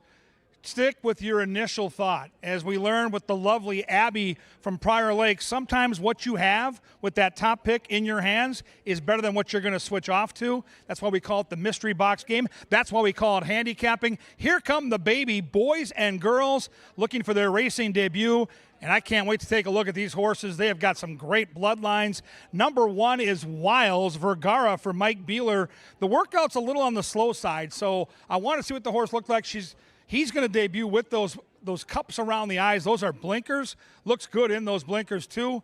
And right now on the board, not taking much money. I want to see a first-timer take money. And how about the horse right next door? Whoa, the Sampson horse. My goodness. The homebred for the Sampson family. Big, muscular-looking 2-year-old. This is How About That, Kurt. Double H, Harry Hernandez for Tony Rengsdorf. I love when 2-year-olds take early betting action. And this horse is robust on the muscle and looks like a major, major player here. Number 4 is a filly taking on the boys. It's Give 'em a Cookie. Nick Goodwin and Betty Jo Williams. They won a big race yesterday. The filly's got the double handler. She looks good, too. She's poised and under control. My top pick is this sleek-looking thing right here, number 5. Another filly taking on the boys. This is Summer Winner. And the workouts hint at serious, serious talent. The daddy was Promises Fulfilled, a horse that was based in Kentucky. And I'm going to tell you right now, the daddy would jump out of that gate and be unbelievably fast in the first couple strides. I've got a sneaky feeling the 5, the daughter of Promises Fulfilled, is going to have some of that keen speed. Timmy Padilla is just having another great year at Canterbury. His go-to guy, Alonso Quinones, is astride. Number 6 is Flatter Me Billy. Leslie Malling gets the call. 3 short workouts for the filly. She also looks good. Look at the healthy-looking coat that she's got here with that white shadow roll. 7's another filly, Chargin' Darlin'. G-Rod gets the call for Troy Bethke. Karen Offerman and Troy Bethke have the outside 2 horses with those wonderful silks. You got to separate which one you like, and I happen to think the 8 is the one of the 2 Bethkes, at least for this start. They both look like they've got talent, but Run Happy, the sire of this 8, was such a special racehorse. So excited to see Nick Goodwin, who trains in this race, Karen Offerman, who owns in this race, along with my dear friend Jeff Madej, going to the Hall of Fame tomorrow night. And I'll tell you what, this Navarre, this colt that Troy's got, man, leggy, tall-looking thing, tail off the hind, good energy. Man, I love these 2-year-old races. There's a lot of different directions we can go. It's time for you to make up your mind because you've seen these horses in the flesh and they look good. Who do you like? The baby boys and girls are going to battle at 4.5 furlongs. It's race number 4. It's Minnesota-bred 2-year-olds coming up, coming at you next.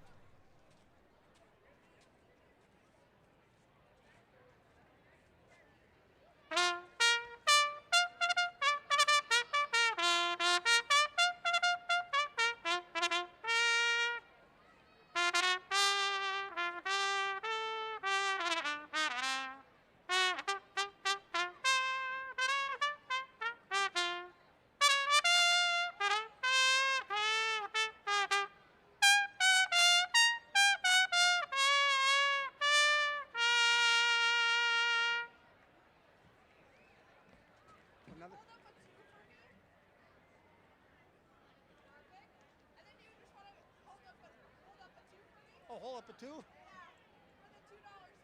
Oh, $2 special. Yeah, $2 special. $2 special.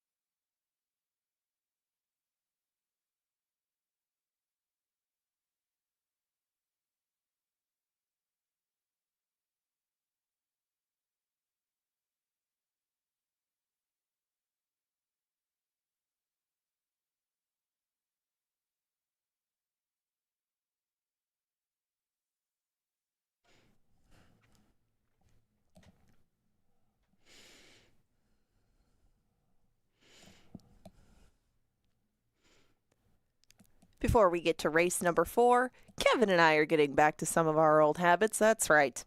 The angle and the power play are the same.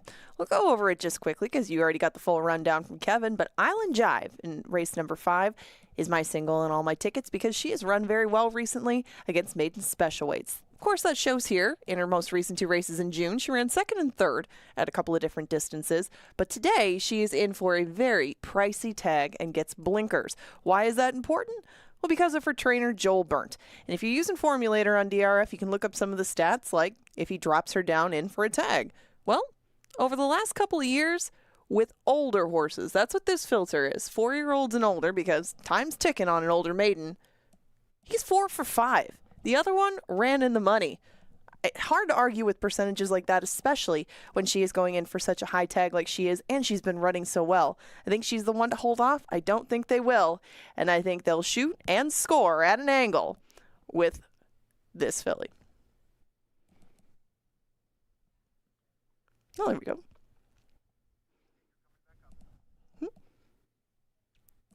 This is a replay of that race. Sorry, just stuck for a little bit on me, but this is Island Jive on the outside. She's really the only one closing in any ground on this race. That's Midship Molly, who's got a great ride on the front end. This is Island Jive, and this is her stablemate. Everybody else pretty far back, but Island Jive made a big run that day. I agree with Kevin. Shoot, score, put the money in your pocket. Island Jive in the 5th.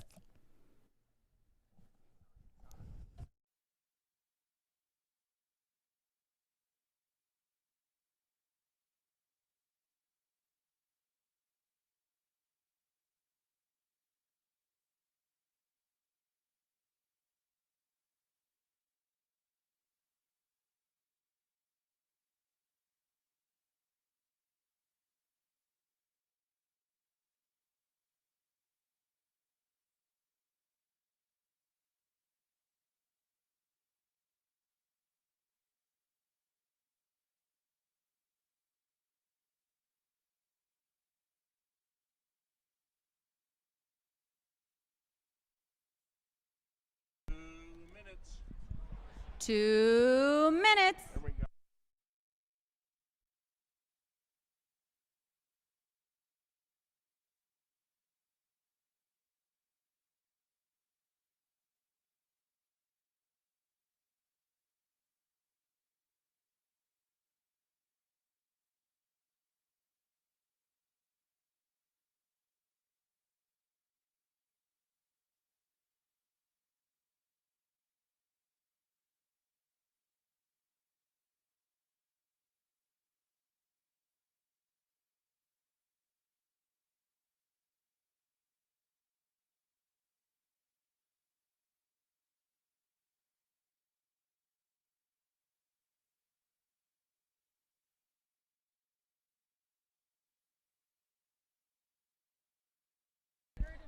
1 minute.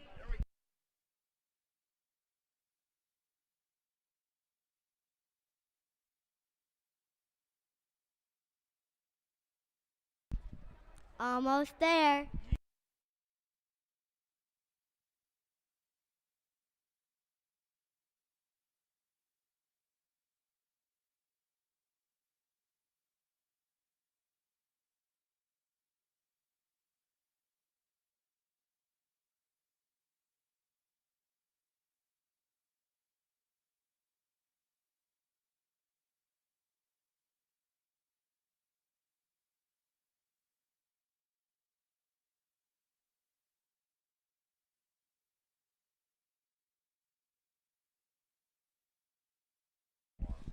Bet more, win more.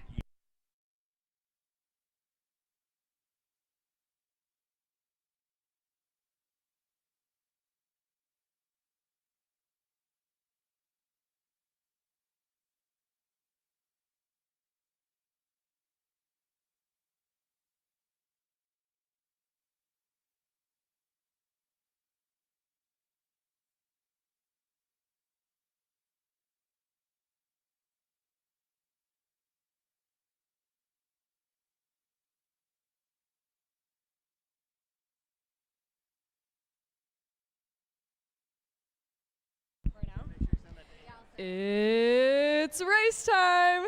For race number 4, the iHeartRadio Juggernaut Classic.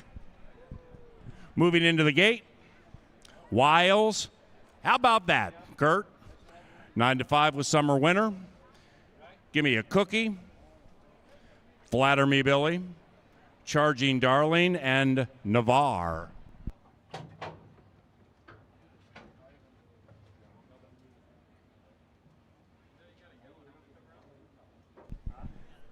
A cast of babies, as we say in the horse racing world, for the 2-year-olds.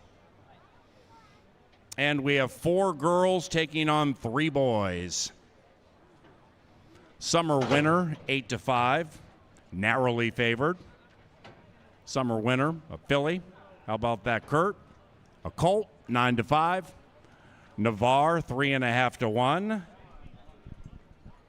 And the 2-year-olds are moving in line.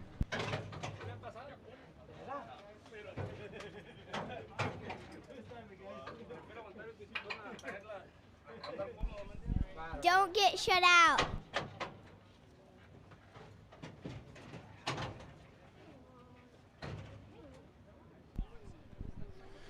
Charging Darling and Navarre, the last 2, wearing the Offerman Spanky Clean colors. Karen Offerman heading into the Canterbury Park Hall of Fame tomorrow night. Navarre, 2.5 to 1. Summer Winner, now 7 to 5. This is a shorty, don't blink. Here come the babies. And they're racing. Swift beginning for Charging Darling. Summer Winner with good speed to the inside. How about that? Kurt takes up the running, about a length and change behind the fast filly Summer Winner. After that, Navarre racing very wide and about to be joined by Flatter Me Billy and Give Me a Cookie is last in 8 lengths from the lead. And they're chasing Summer Winner. Summer Winner, how about that? Kurt ranging up to the outside. Behind them is Flatter Me Billy. Then it's Charging Darling and Navarre. And now they come storming down the Canterbury Park stretch. The filly Summer Winner to the inside of the boy. How about that, Kurt? But it's ladies' night this Thursday night. Summer Winner is a winner.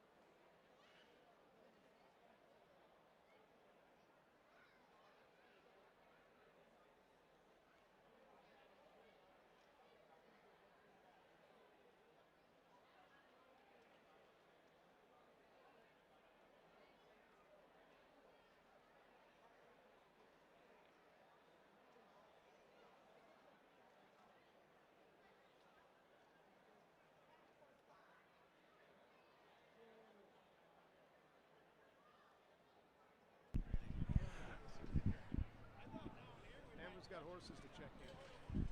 Yeah, I know. Where do they look? Up there?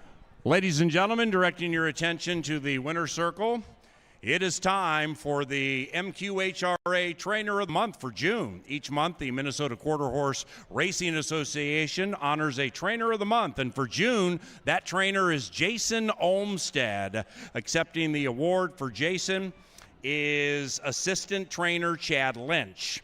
Jason won 4 races in June, more than any other quarter horse trainer. He also qualified 7 of the 10 2-year-olds in tonight's Big Futurity. In the winner's circle to present the award, we welcome Corey Wilmus, president of the MQHRA, along with Steve Maxson, general manager from Muddy Cow, proud sponsor of the Quarter Horse Trainer of the Month. Congratulations, Jason Olmstead. Thank you, Chad Lynch, and the team on being named Quarter Horse Trainer of the Month. And thank you, Muddy Cow, a neighborhood bar and restaurant located across the street from Canterbury Park. How about a round of applause, ladies and gentlemen, for the achievement?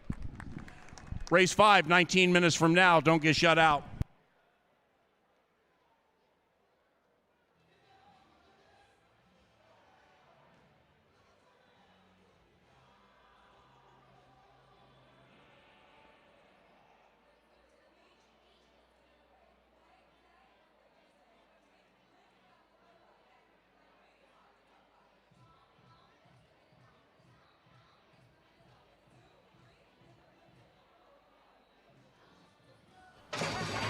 And they're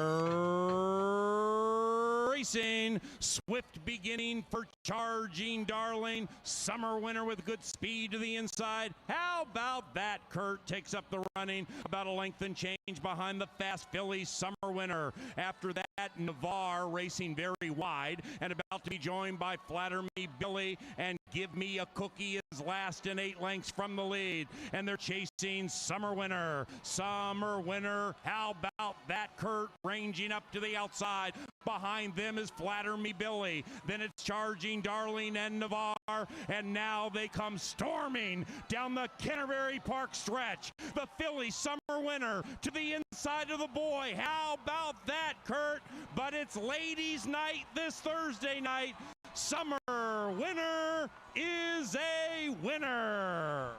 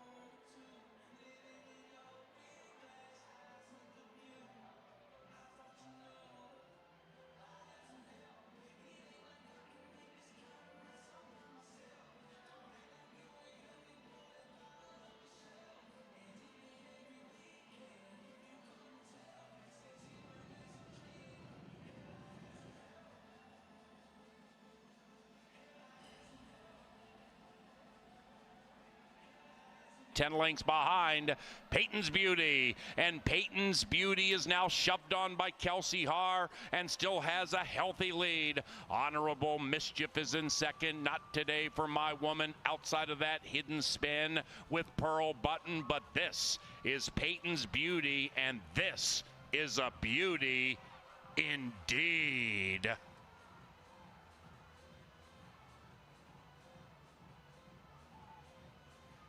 8-9 lengths from the lead, and they come charging down the Canterbury Park stretch. Up goes Lady Astrid. Lady Astrid at 3-1 from Raven's Quest. Behind them is Moonlight Tryst, and they're into the final 150. Lady Astrid on the grind. Moonlight Tryst surging outside. Raven's Quest inside, but it's Lady Astrid, and Kelsey and Klein have swept the double.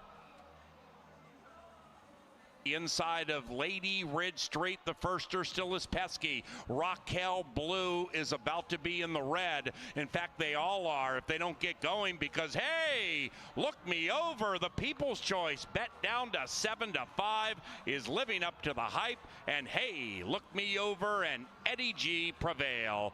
1-6-7 in race 3. Flatter Me Billy, then it's Charging Darling and Navarre, and now they come storming down the Canterbury Park stretch. The filly Summer Winner to the inside of the boy. How about that, Kurt? But it's ladies' night this Thursday night. Summer Winner is a winner.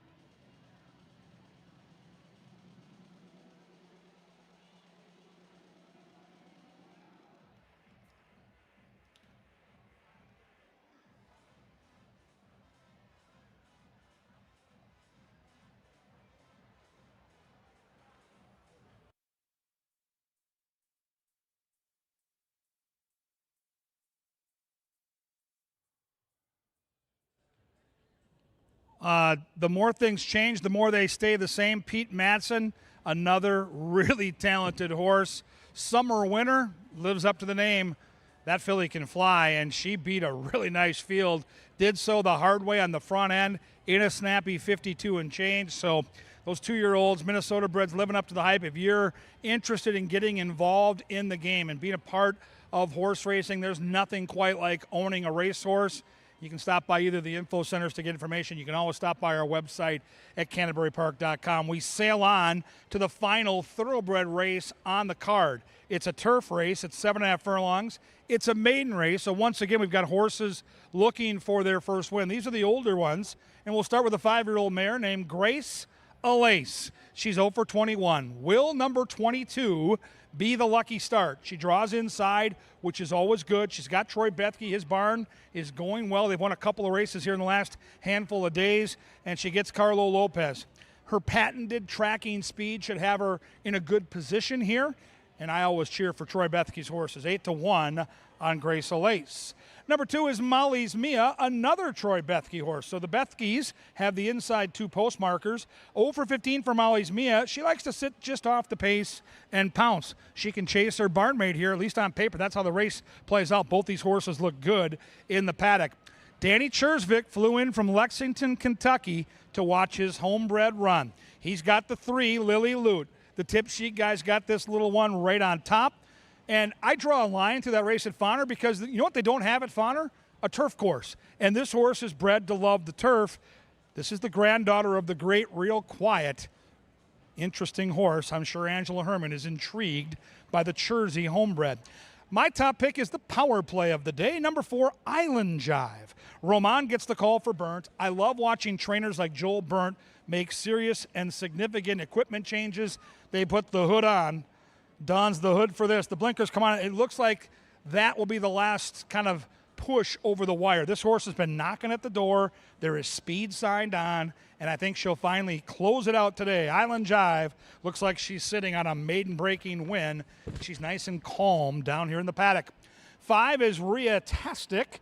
Erica Murray for Cody Rosine. Jeff Madej bullish on this horse. He was talking about this horse at breakfast this morning before we did the radio on K-Fan. So 9-2 for Jeff's tout. I see it. I see the angle. This horse has got some versatility. She's second off the bench. She's got a 30% trainer, and she's a square price. 6 might be the speed of the speed. This is Lunar Seas with Santiago and the other Cody Rosine. Boy, does the 6 make a nice physical impression down here. Healthy-looking coat on the muscle. Ears are up. She's very attentive, and she might be the one that leads them. And congrats to her owner, Joe Novogratz. Can't wait to watch him go into the Canterbury Park Hall of Fame tomorrow night. What a night it's going to be. And Joe's got Lunar Seas. Number 7 is Zanzora, the hot jock. There she is, Kelsey Haar, looking for the hat trick. I love how she puts her horses in the races. I just love that she's aggressive, and she gives every chance to get a victory. The braided mane, which is a staple for Bobby Klein, her guy. And Zanzora, I think, will be prominent here. Not sure she's quick enough to get the front, but I do think she'll be in a good position when the real running starts. That's when they turn for home. That's it for the Paddock Show. Now it's you that take center stage. Who are you going to bet? There's big money available. We close out the pick 5. All kinds of wagering options. It's the final thoroughbred race of the night. It's race 5 coming up. Race 5 coming at you. Race 5 is next.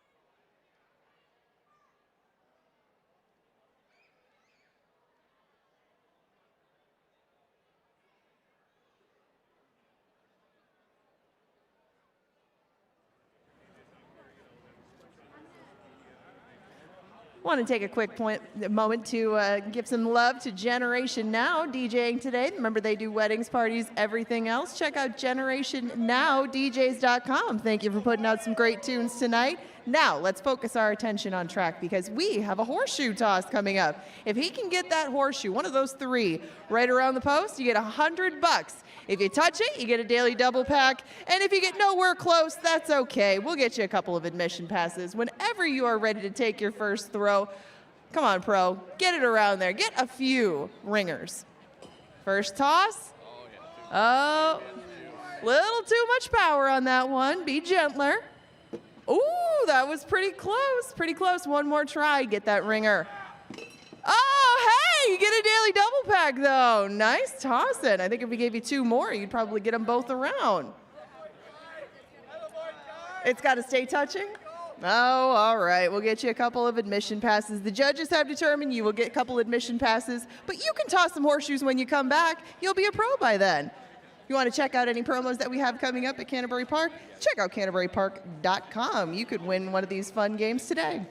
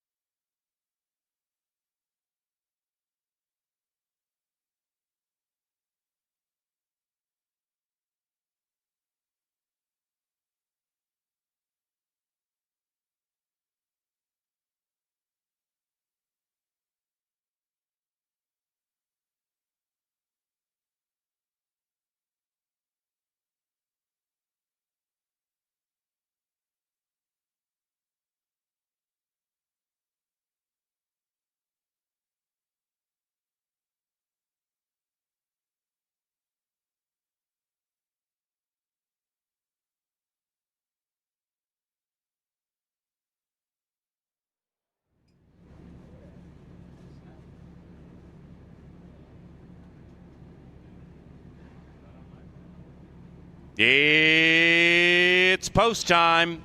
Into the gate for the Sheikh Mohammed bin Rashid Al Maktoum. Over a good turf course.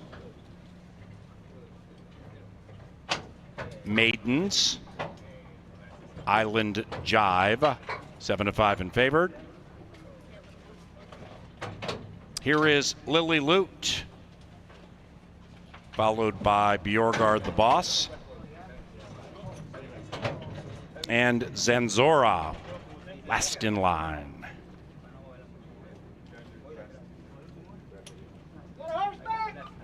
Turf time. And they're racing, put a cue around the start. They broke as one. Grace Lace at 13-1 out nicely, but it's Lunar Seas sailing off to the early lead. Zanzora is sharp at 25-1 in the early stages, and as they head around the first turn, it is Lunar Seas and Victor Santiago kicking clear by 4. After that, we come back to Raytastic. That rider has the lime colors, about 7-8 lengths from the lead, and to the outside of Molly's Mia.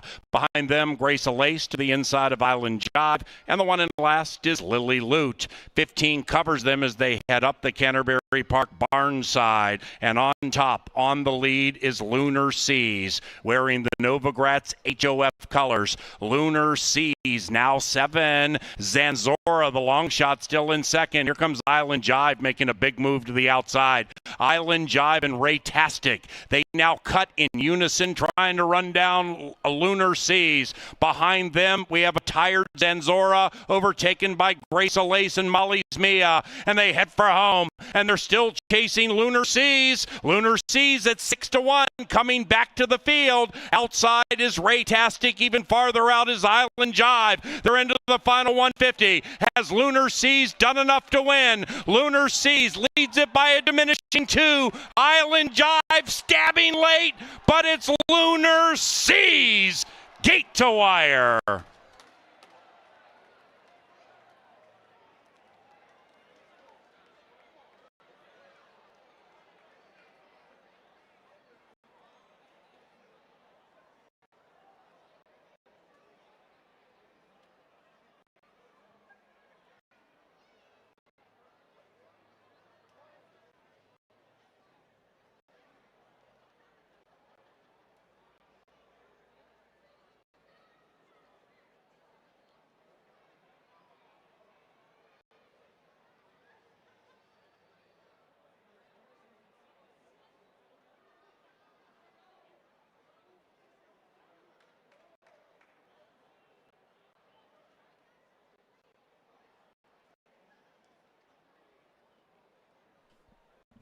Number 6, Lunar Seas, in an upset.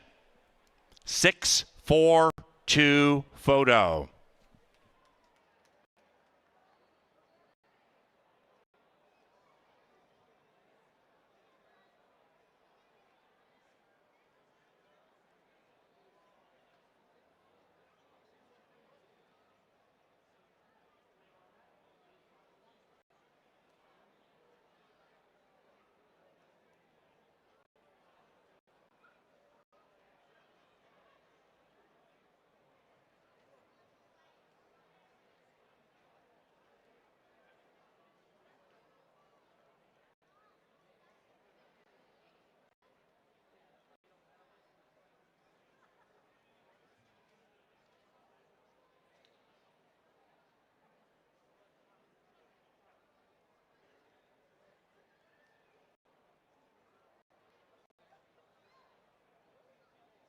Grace lays fourth.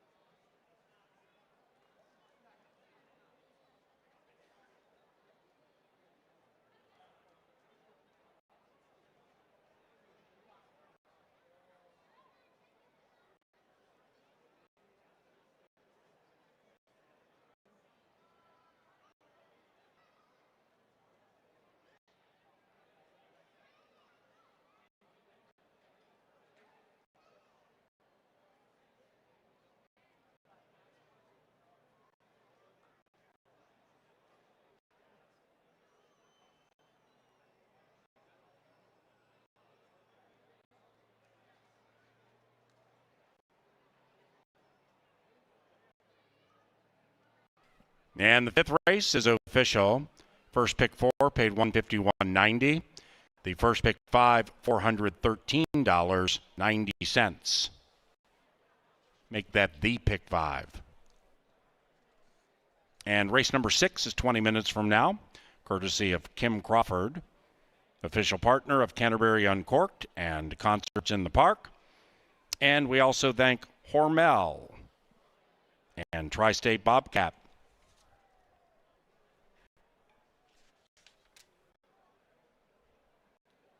We have a pick 4 on the final 4 live races tonight. Races 6, 7, 8, and 9. It's only 50 cents. The most recent pick 4 paid $151.90 for 50 cents. Race 6 with no scratches, about $7.35.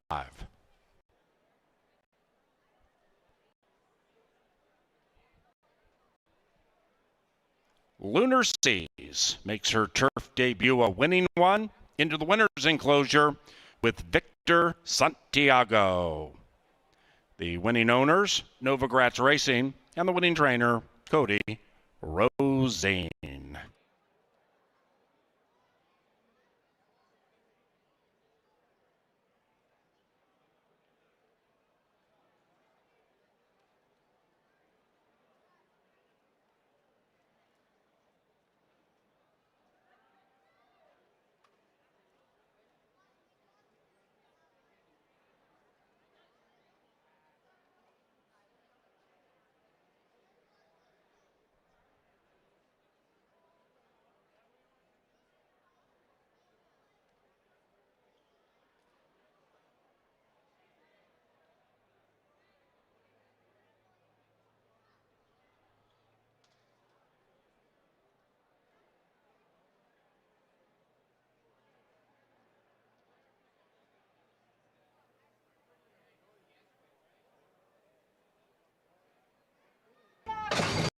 And they're racing, put a cue around the start. They broke as one. Grace Lace at 13-1 out nicely, but it's Lunar Seas sailing off to the early lead. Zanzora is sharp at 25-1 in the early stages, and as they head around the first turn, it is Lunar Seas and Victor Santiago kicking clear by 4. After that, we come back to Raytastic. That rider has the lime colors, about 7-8 lengths from the lead, and to the outside of Molly's Mia. Behind them, Grace Lace to the inside of Island Jive, and the one in last is Lily Loot. 15 covers them as they head up the Canterbury Park barn side, and on top, on the lead, is Lunar Seas, wearing the Nova Gratz HOF colors. Lunar Seas now 7. Zanzora, the long shot, still in second. Here comes Island Jive making a big move to the outside. Island Jive and Raytastic, they now cut in unison, trying to run down a Lunar Seas. Behind them, we have a tired Zanzora overtaken by Grace Lace and Molly's Mia, and they head for home, and they're still chasing Lunar Seas. Lunar Seas at 6-1, coming back to the field. Outside is Raytastic, even farther out is Island Jive. They're into the final 150. Has Lunar Seas done enough to win? Lunar Seas leads it by a diminishing 2. Island Jive stabbing late, but it's Lunar Seas. Gate to wire.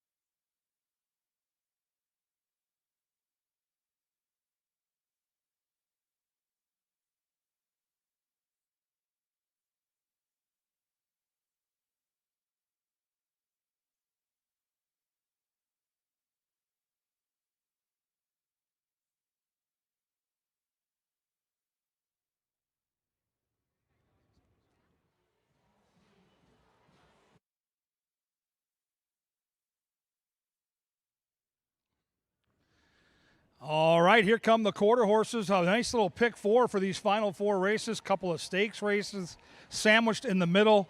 Really good betting opportunity because we start with a 2-year-old race where a couple are debuting. Many have had starts, but really in these 2-year-old races, there's a lot of different directions you can go. The filly is inside, number 1. Her name is Yesway. F.J. Ramirez rode this horse on her debut at Remington Park. Then she came to Canterbury, had a little bit of a troubled trip last time, shuffled at the start out of the gate. Certainly third time out, you could see some market improvement, and 10-1 right around that morning line at 8. Number 2 is Runaway with James. Here's Jason Olmstead. You're going to hear his name a lot tonight with these quarter horses. This 2-horse is Paul Allen's selection, and Paul's been red hot lately, including last weekend where our announcer tabbed a $35 horse named Pass the Cat. So keep an eye on PA's touts at a price. The announcer's got a 4-1 shot who ran a really good third last time, beaten just half a length. 3 is the morning line favorite, Cyber Finale. Jasso gets the call here, and in from Arizona, where this horse ran a couple of decent races but had trouble in both those starts. Arizona Invader on the board at a juicy, and I mean juicy, 9-1, up from that 5-2 number. Number 4 is debuting. Her name is Rowdy, and this is a Tyler Stein production, one of those trainers that year in and year out seems to win at a very nice clip here at Canterbury. Some good workouts, including a bullet back in April at Remington Park. So Rowdy taking some play at 7-1. 5 is DG Isa, Spicy Ivory. A.O. Ramirez rode this horse on debut for Tyler Stein. So Tyler has the 4, 5, and 6, and he's got 3 live ones here. This one was 8-1 morning line, drifting up at 13. The 6 is another Tyler Stein filly. This is Can You Hear Me Now? A couple of starts at Remington, 1 try at Prairie Meadows. The thing I don't like is she was good in her debut, but she's gone the wrong way in the last 2. She looks good in the paddock. This 6 caught my eye right away when they came out, so maybe she can outrun her odds right now at 10-1. Jeff Madej, the best quarter horse handicapper here at Canterbury, hands down. He's on the 7, half a house. I've got the filly second. I think she's a major player. She lost all chance at the start last time out, so she looks like a horse that you're going to have to use in that pick 4 and any exotic wagers in this race. But I settled in on the outside horse. I love Jason Olmstead, and Garcia is his go-to guy. I think GFR, I'm Done Gone, is ready to break that maiden 9-2. I'll take that price. That is a nice price on an Olmstead horse. So I'm going to try the 8. 7's the horse to beat. You've got all kinds of steam, including the morning line favorite, number 3. That morning line set by a professional is sitting up there at 8-1. So you've got options here, and you've got 4 great quarter horse races that make up a late pick 4 that could pay hundreds, maybe thousands of dollars. The Q's at the gate in around 8. And then they're going to get it on. Oh, no.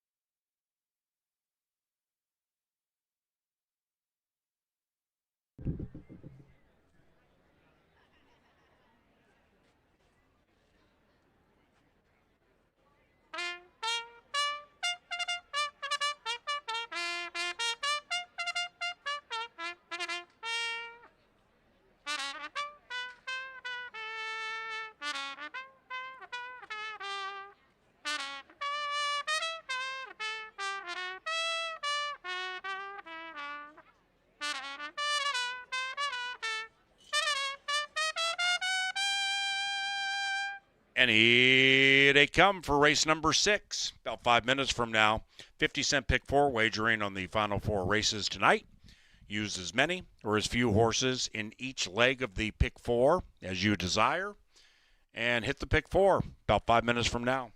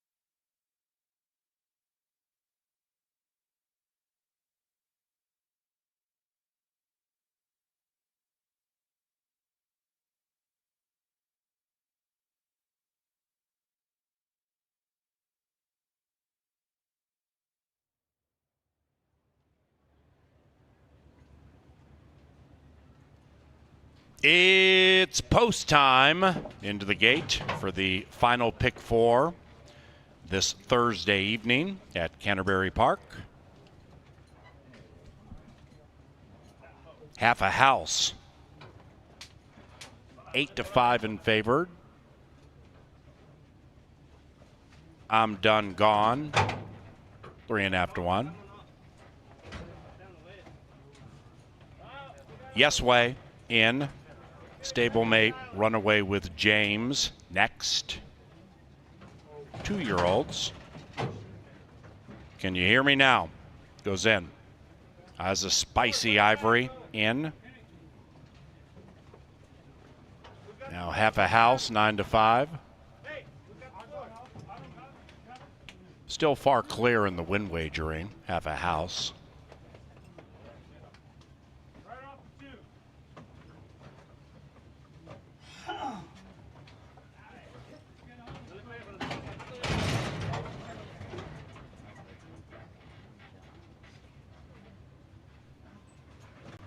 Runaway with James.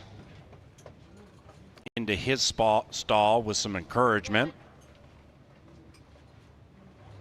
So we have Cyber Finale and Rowdy. And I'm done gone. 3-1. Half a house, 9-5. Cyber Finale. 5-1. Rowdy. I'm done gone. Last in. 8 in the gate, race number 6. Ooh, number 6. Can you hear me now? Has reared and unseated rider Miguel Ramirez. Now number 1, Yes Way. Was acting up, settling. And they're racing. Decent start for everybody except Rowdy. Yes Way flies out nicely. Can you hear me now? Got a little wild. And on the outside, here comes Half a House, who is full throttle.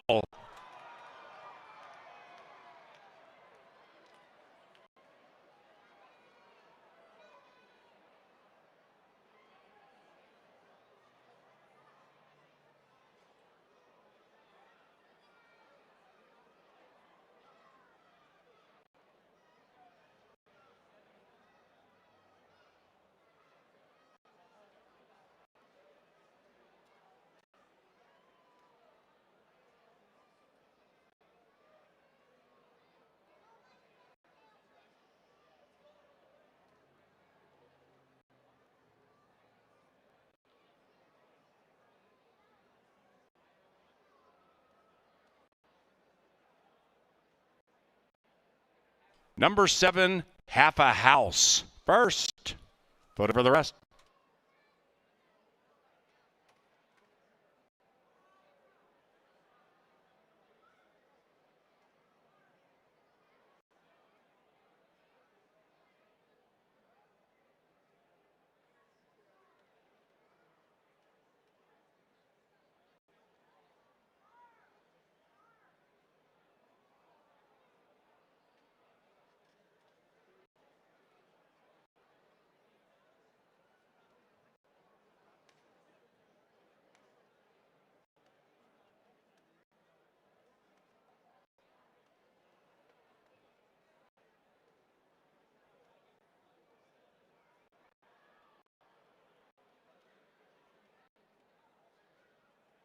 The numbers 7, 1, 5, 6.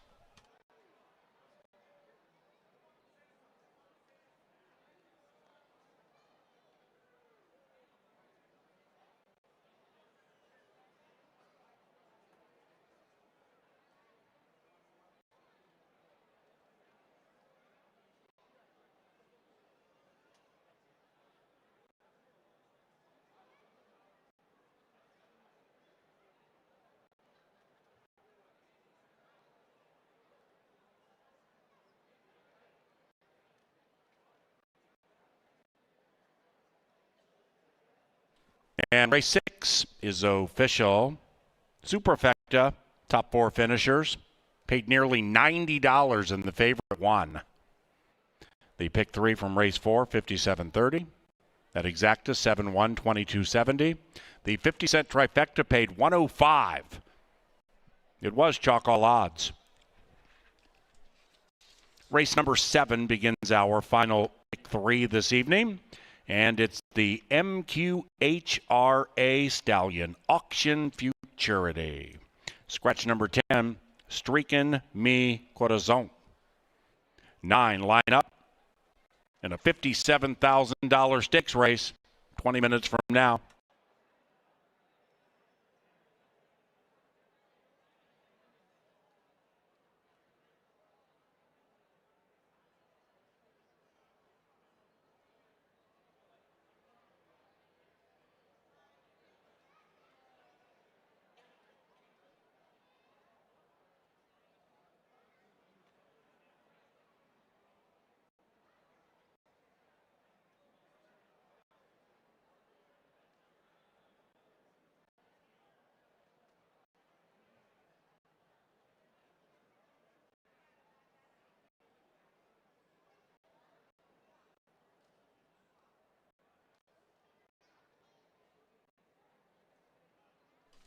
Into the winner's enclosure, it is Half a House and Ishmael Suarez Ricardo.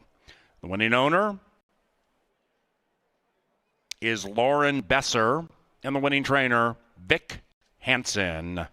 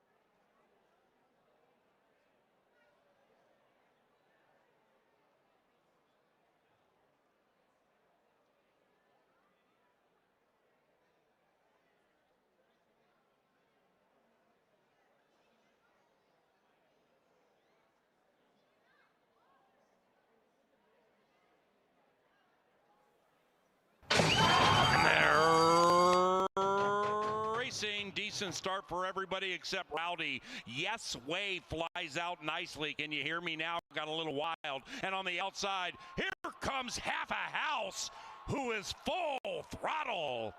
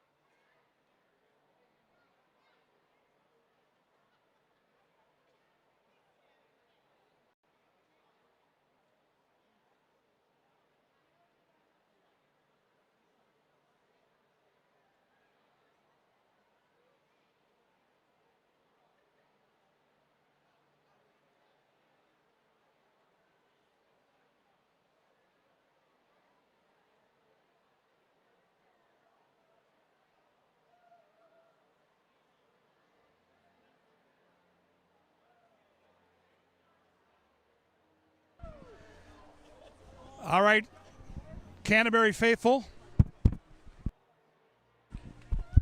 Check, check, check.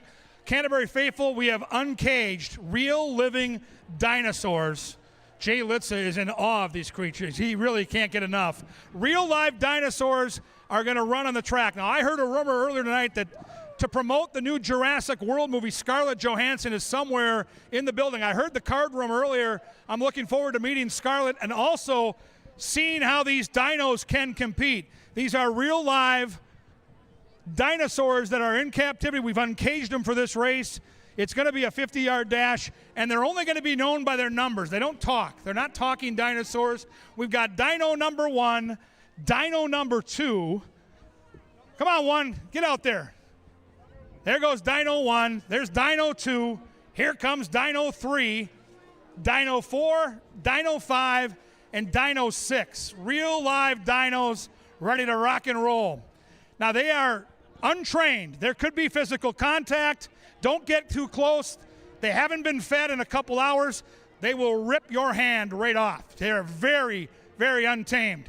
Now they are going to try to race down to that finish line. And dinos, there are no rules. It's the first dinosaur to survive the 50 yards and cross that line. You win the big prize. Dinos, give me a look. Are you ready?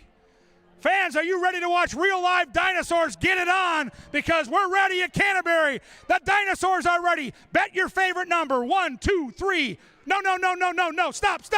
Oh, they don't listen. This is terrible. That's just terrible. Dinosaurs, get back here. Get back to that starting line. We're doing it again. Hey, get back here, dinosaurs. All right, we're going to race this time. That was a practice run. That was embarrassing. We were going to count you off. Get back on that line. You're going to race from that line down to me. This is embarrassing. They're not trained. They're wild animals. You don't know what they're going to do. Now we have a hint at who we're going to bet on. You can make your favorite bet with your family members or friends. These silly dinosaurs. We try to train them. We try to raise them right, but they just don't have any discipline whatsoever. Shame on you, dinosaurs. You ruined our race. Now do it right this time. Ready, set, go, dinosaurs, go! Now they're rocking and rolling. Hip check them, yes! Contact, yes! That is what we need. That is what we love. Dinosaurs untrained in the wild at Canterbury Park. Give it up for those dinosaurs. They figured it out. Way to go, dinos. We had a dino down, couple dinos down. I don't know who won, but I had a heck of a time watching.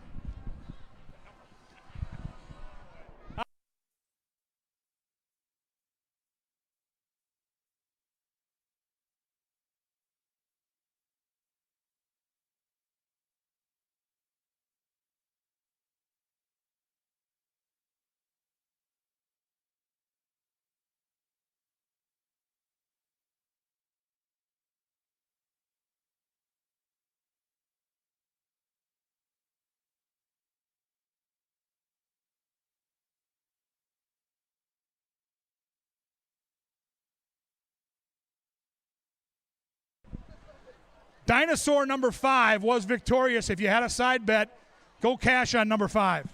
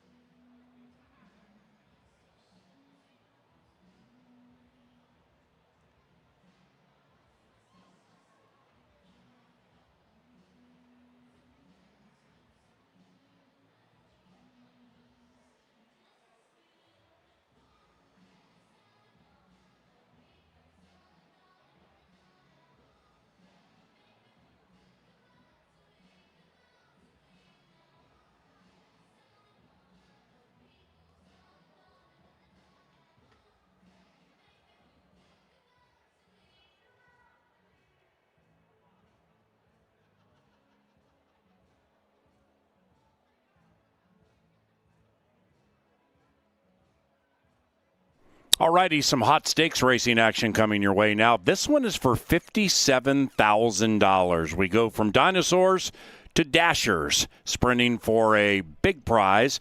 Jason Olmstead, Hall of Fame trainer here at Canterbury, he has 7 of them. How do we handle that? Let's handicap it with Angela Herman and KG. Good question, PA. Very difficult to handicap when you're looking at 2-year-olds, Ange. But, we have a little window into the qualifying times. And as Jeff Medea adroitly pointed out before the races tonight in our pre-race show, the times don't always matter because you don't know how fully loaded they are when they're trying to just qualify. They might be saving their A game for this. It could happen, yeah. I mean, we will see some improvement, I'm sure, from some horses. But there were some tough trips, including McGregor, the horse to the right of Hollywood, went right down to his nose in the trial. So you try to factor those sorts of things in and take the horses that performed very well and the horses that could improve. These are 2-year-olds, so you get more of a window for improvement with these than some of the older horses that we'll see a little bit later on. Yeah, it should be fun. We both like Hollywood here. Horse does stand out on paper.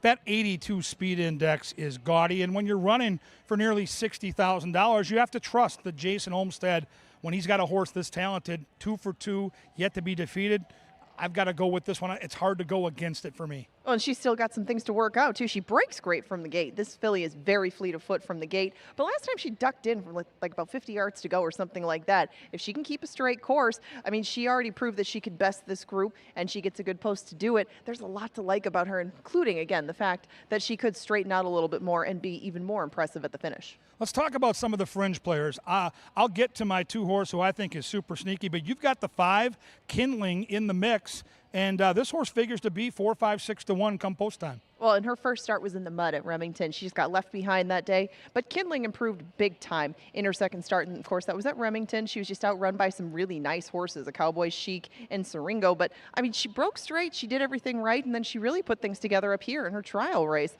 I mean, she dueled with her stablemate that was to her inside, and she really dueled that horse into the ground. The aforementioned McGregor was in that race that Kindling won, though. He was the favorite that day. And like I said, he stumbled down to his nose. Garcia lands here. And I think that the prices between McGregor and Hollywood will probably be much further apart than they really should be. Right now, they're 2 to 1 in even money, but I would expect that disparity to probably grow by post time. Well, if you like McGregor, and I know McGregor had more trouble, but you have to at least consider the 2, your favorite, Tio.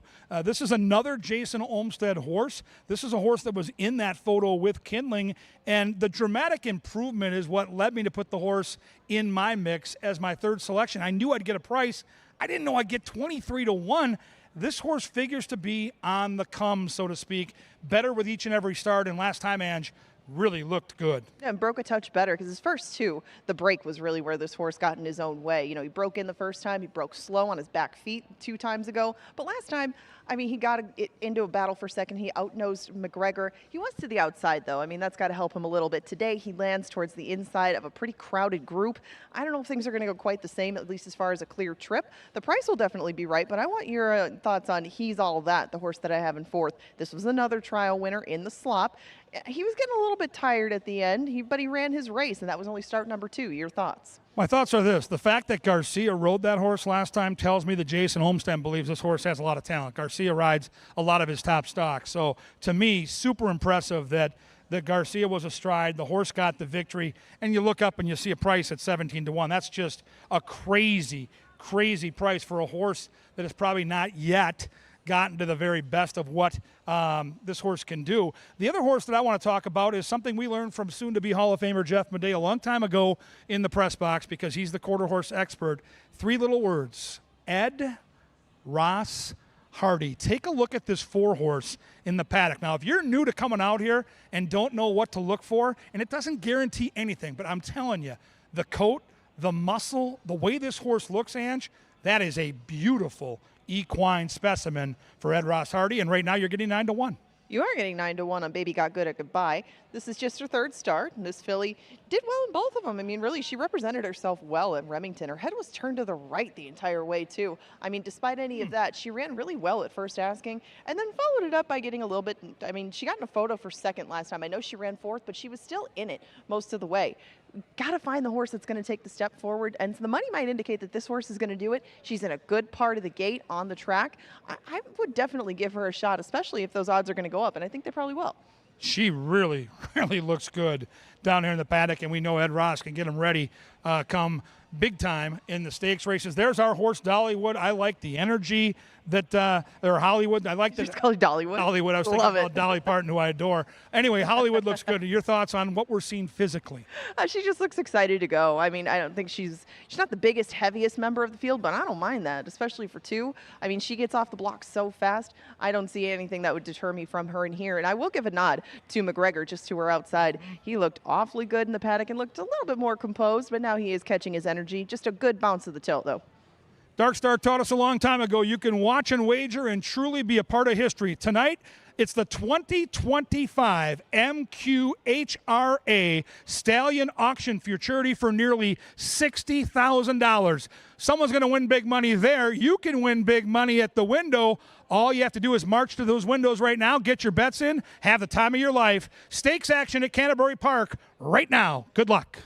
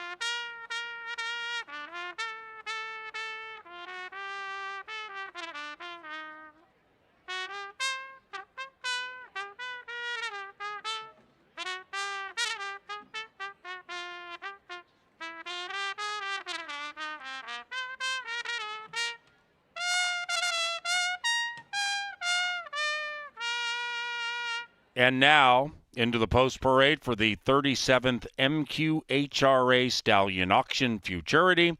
This is a $57,000 stakes race, and here they are.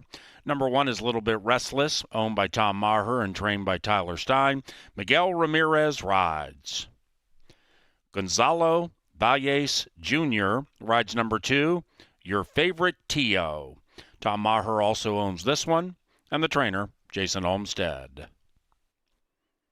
Jason Olmstead trains number 3, He's All That, owned by Brenda Reiswig. He's All That is ridden by Mark Gesso. Angel Ramirez is aboard number 4, Baby Got Good a Goodbye, owned by Tracy Scott, Corey Wilmus, and Paul Ludeman. This filly is trained by Ed Ross Hardy. Jason Olmstead trains number 5, Kindling, the rider, Francisco Ramirez Jr., for Kavanaugh Quarter Horses. And number 6 is the filly Hollywood. Hollywood is owned by Tom and Bill Maher, the trainer, Jason Olmstead, and the irons, Armando Alvarez. Ramiro Garcia is astride number 7, McGregor, for Tom Maher and Amber Olmstead, the trainer, Jason Olmstead. Jason also has number 8, Relentless Cachet, for owner Ray Bollinger Jr., and the rider, Aram Martinez. And Randy Vega has the call aboard number 9, She's Got This, for owner Brenda Reiswig and trainer Jason Olmstead. Those 9 go to the gate for the MQHRA Stallion Auction Futurity with a purse a shade over $57,000. They'll take off within 3-4 minutes. Don't get shut out.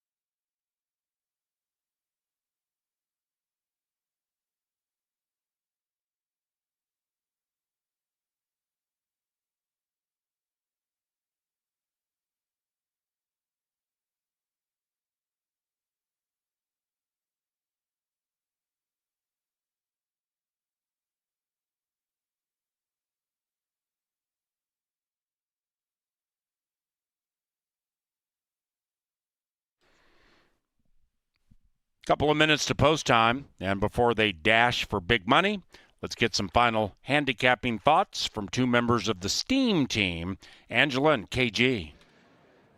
Yeah, we're here at the finish line. Angela, 3.5 football fields separate these horses from a large portion of over $57,000.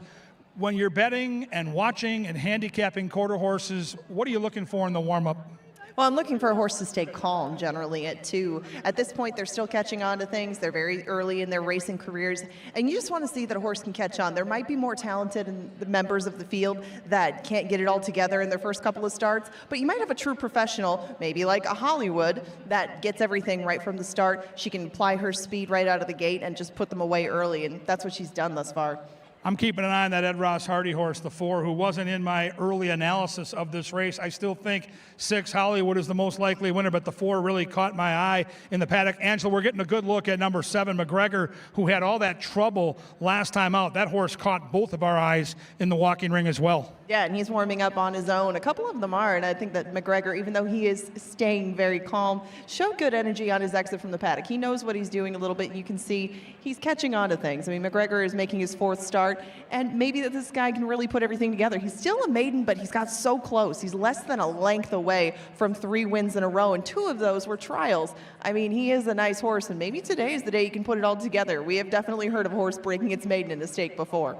We got a bunch of rain earlier, but boy, the Mother Nature with the wind and the sun has done us a favor. The track is in great shape. The horses are nearing the gate. We've got quarter horse stakes action. Time to get your bets in. Time to go upstairs to the man that will call the race, Paul Allen. All right, thank you guys very much. Hollywood is 4-5 in favor. McGregor, 4.5 to 1. Kindling's 5 to 1. And those 3 Olmsted trainees have received a majority of the win wagering since first click. And they should be to the gate within the next couple of minutes. We have a pick 3 on the final 3 live races. Don't get shut out.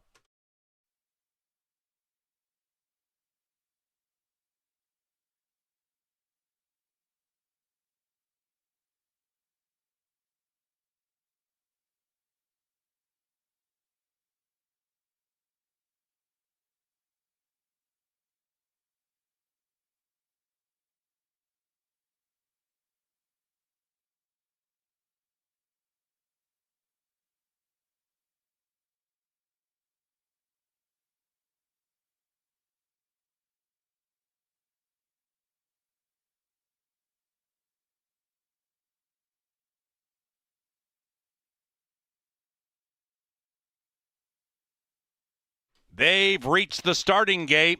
It's post time. Post time for the MQHRA Stallion Auction Futurity. Best of luck to the connections here. Winning owners get 60% of the purse, $57,000 and change. Runner-up gets 20, third place gets 10, and so on from 4th down. Trainer Jason Olmsted has won this race 3 of the last 5 times, but not since 2021. A lot of ooh la la. Won it in 2022 with Stormy Smith. Angel Ramirez won it last year. I make that 2023 with Relentlessly Fast. And Ramirez rides number 4 in this one, moving in line. All right, one back. She's got this. Hollywood 4-5. She got this, has gone in. 5 and 6 rambunctious. Hollywood acting up a little bit. Likewise for McGregor, settling. And did it go in the MQHRA Stallion Auction Futurity. He's all that. Came out fast. So did the undefeated Hollywood. And outside of that is McGregor with your favorite T.O. to the inside. The filly Hollywood with your favorite T.O. pulling the upset at 19-1.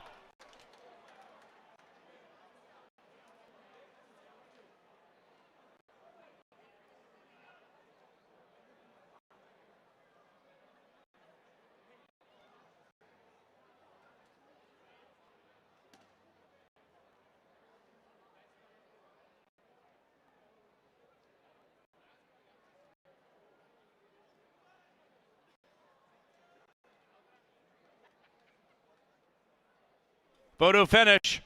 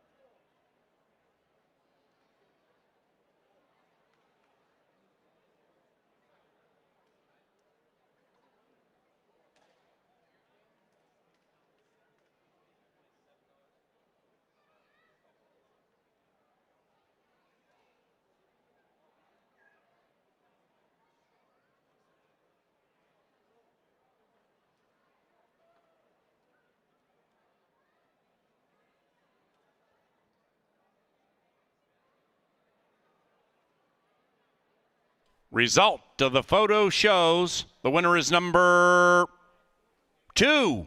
Your favorite Tio. Big upset in the big money race. 2, 6, 8, 3.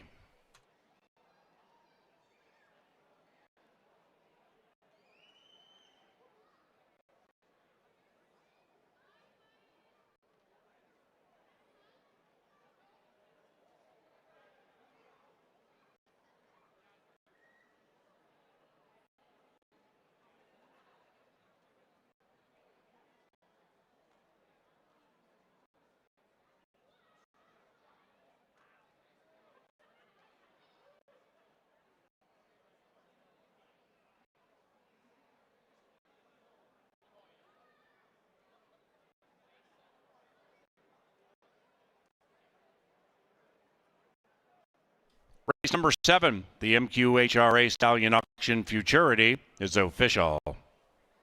Your favorite Tio paid $40.40 for a $2 win wager. The 10-cent Superfecta, $564. Favorite in second. Pick 3 paid $282.90. $1 exacta, 2-6, $48.90. Trifecta, $227.90 for 50 cents. 1 to 5 favorite in second.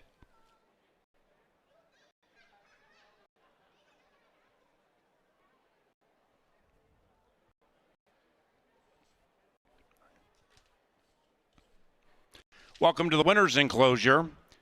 Amber Carlisle, Senior Manager of Racing Operations. Carlisle will have the trophy presentation to the winning connections of the MQHRA Futurity, and the trophy is going to be belt buckles.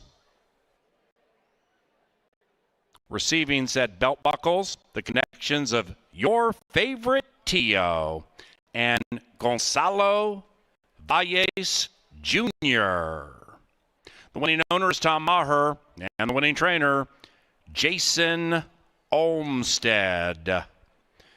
The upset-minded, your favorite Tio is a 2-year-old sorrel son of Uncle D out of Fernway, bred in California by Sean Hubbard.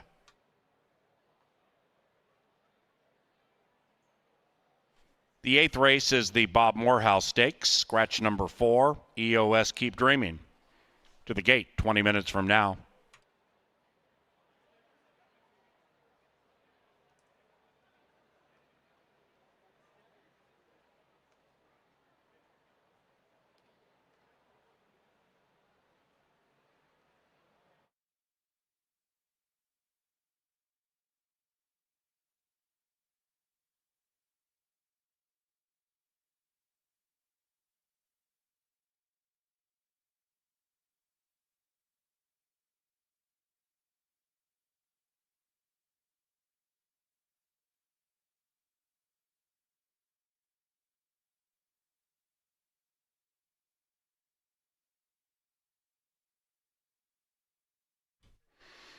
Excellent work by jockey Gonzalo Valles Jr., who's in the winner's circle with KG.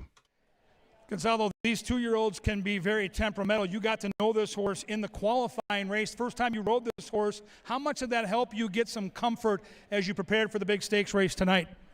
As soon as we jumped today, he just left good and did his own job too. Stay out of his way. We know that Jason Olmsted's one of the best quarter horse trainers in the country. For you, a jockey, what does it mean to have the trust of Mr. Olmsted to ride some of his nice young 2-year-olds in a stakes race like this? I'm just want to thank him and then thank everybody, especially God and my parents too and everything, my little girl. Thoroughbreds, they always kind of know where each other is on the track. Quarter horse races, they happen in a blink of an eye. And you knew the 6, the other Olmsted, was the heavy favorite. As the race went on, as those 350 yards were shrinking down to the final 50 yards, you could see the 6 was coming. How was your horse able to hold on? I just let him get him his head and just stay out of his way, and had enough pressure to keep going. Didn't quit on me. You rode a heck of a race. Getting out of the gate was the big thing. Congratulations. Thank you very much. First stakes race of 2 quarter horses tonight, and we got a humdinger here, over a $40 horse. One of the best trainers in the history of the track, Jason Olmsted. Fun to see.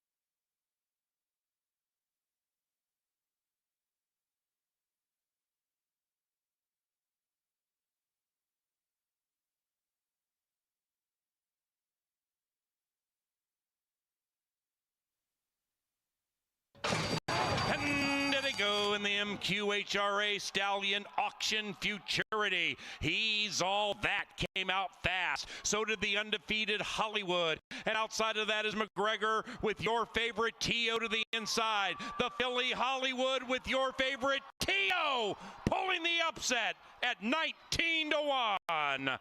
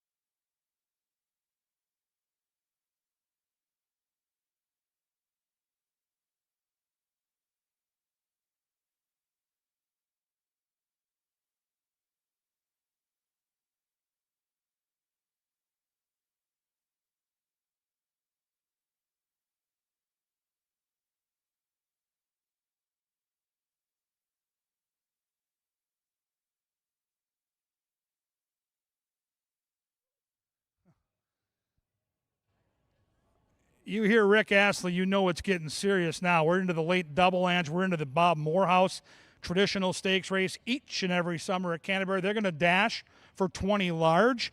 And these are fun races to handicap because unlike the last race, we've seen these horses. These are household names at Canterbury. And even though it's small on numbers, it's large on talent. And we've picked a lot of these horses over and over again, so dissecting them and finding what little things you can pull apart to put them in order isn't easy, especially when we know these connections well. And you can't find that many holes in many of these. I mean, you scratch the 4, who would have been in the mix for me because I think that she's an up-and-coming sort of 3-year-old. But why don't we just take it through all of them, because you love El Galito on the inside. I mean, last year I know you picked this horse a couple of times. He is a big gray, and he does have all three lifetime wins over this track. But for the most part, at least recently, he's been running shorter races. He hasn't been breaking well like he used to in the past couple of years. For some reason, this horse has just been a little bit flat-footed out of the gate. What do you make of him? Do you think he can rebound here? I think it's a tough spot for El Galito. Even on his best day, I think he's a little bit below the competition here, but I do love a good-looking gray. And wait till you see him out here when they walk out of that saddling enclosure. He's a gorgeous specimen. And maybe he's rounding into form. He just broke in the air last time I watched the replay. Really lost all chance. You can't do that in quarter horse racing. You leave yourself too much work to do. But there is that gorgeous gray I was talking about. I mean, just a beautiful, beautiful racehorse. But like with the thoroughbreds, there are certain horses that you fall in love with. That's how I came to the game back in the 80s with Hoister Flag. And this horse, Beep, Beep, Rev, Rev, is one of those horses for me. What I love about her, Ange, I mean, look at her. She's awesome looking. She looks like a happy camper today. She just looks great. But 9 starts on our track, 5 wins in 3 seconds. Think about quarter horse racing and how much they can go wrong. Horses veer in or veer out. And she's been in the exact 8 of 9 with 5 wins. I can't pick against her. I know the numbers say that she might be second best on paper, but I love what I'm seeing out here. It's just the distance, really, with 350 for her, because she, just like the inside horse, has been running in some shorter races. At least her last win was at 300. She has been going at 350, 400 in recent times. That was all last year. It just seems like she's a touch better at this point in her career, maybe a little shorter than 350. That's not to say she can't get the job done, but she does have a very, very tough stablemate on the outside of the gate. Number 3 is Haley Hobbs' chance here. This is El Conejo, and won a nice stakes race last time. These are much deeper waters here. And El Conejo is the other representative of the Haley Hobbs barn. And El Conejo won last time in the North Star State Derby, but that was just to 3-year-olds. When he was facing older horses prior to that, he wasn't running bad, and he was running against open company. But he did have some trouble last year. It was always finding it seemed like 1 or 2 horses that was a little too tough in some of the stakes races. Last time that wasn't the case, but the horse that he did beat isn't in this field anymore. So El Conejo gets a test against his state-bred elders today. I don't understand it, but I certainly am noticing the betting on the 5. 12-1 morning line, conspicuous at 7-2. Speed index numbers just are too low for me. So we just saw a long shot win. Maybe that'll happen again, but I just think the 6 specifically, this horse is outside, towers in form over the 5 Saturday Night Gamble. I do, and Saturday Night Gamble's a little warm, but the breeze is dying down here. It is getting a little sticky, but Relentless Legacy is my top choice. I believe your top choice in here. Second choice. Oh, second choice. You have Beep Beep Rev Rev, but Relentless Legacy is one that we didn't see all of last year. The last time that we saw him was winning the Cash Caravan at 440, but that was in 2013. Now, since that time, he too has shortened up a little bit in distances to find his best, but it was a really good race on April 13th going 250, and he was going away at the end of that one. It's not like he was just struggling to hang on. I think being back at home and being at 350 and being on the outside might turn this horse right back around into the winner's circle. It sure looks like a 2-horse race on paper between the 2 and the 6. We saw last race, though, with quarter horse racing, strange things can happen. Upsets can happen. So you've got to make up your mind now as we leave the paddock and we segue to the betting portion of the program. Angela Herman will be in the winner's circle interviewing somebody that runs into the history books. It's the $20,000 Bob Morehouse. The intrigue is on. The race is ready. And right now they head to the track. We get Sir Leonard Dykert and the call to the post.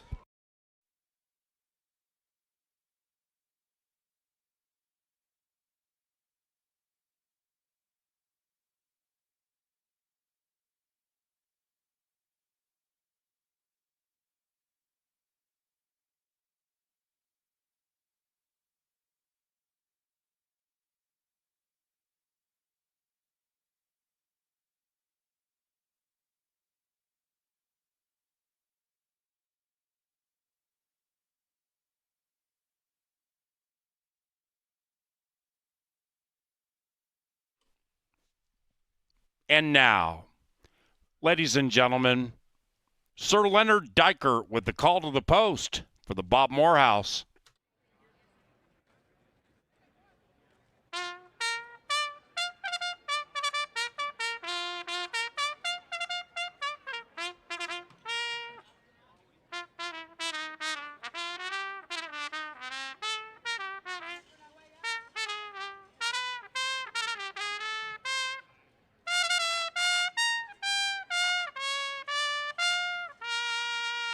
It's the 26th Bob Morehouse Stakes, and there they are. El Galito is number 1. El Galito is owned by Arle Danella Urbina Sanchez, the trainer Haley Hobbs, in the irons Alexis Ramirez. Ramiro Garcia rides number 2, Beep Beep, Rev Rev, for Paul Ludeman's Summer Run Inc., the trainer Jason Olmstead. And Haley Hobbs owns and trains number 3, El Conejo, the rider Fernando Fonseca Soto. Number 5 is Amanda Ray McCabe's Saturday Night Gamble, trained by Tyler Stein. Saturday Night Gamble is ridden by Miguel Ramirez. And number 6 is Tom Maher's Relentless Legacy, ridden by Armando Alvarez and trained by Jason Olmstead. A quintet for the 26th Bob Morehouse. They blast 5 minutes from now.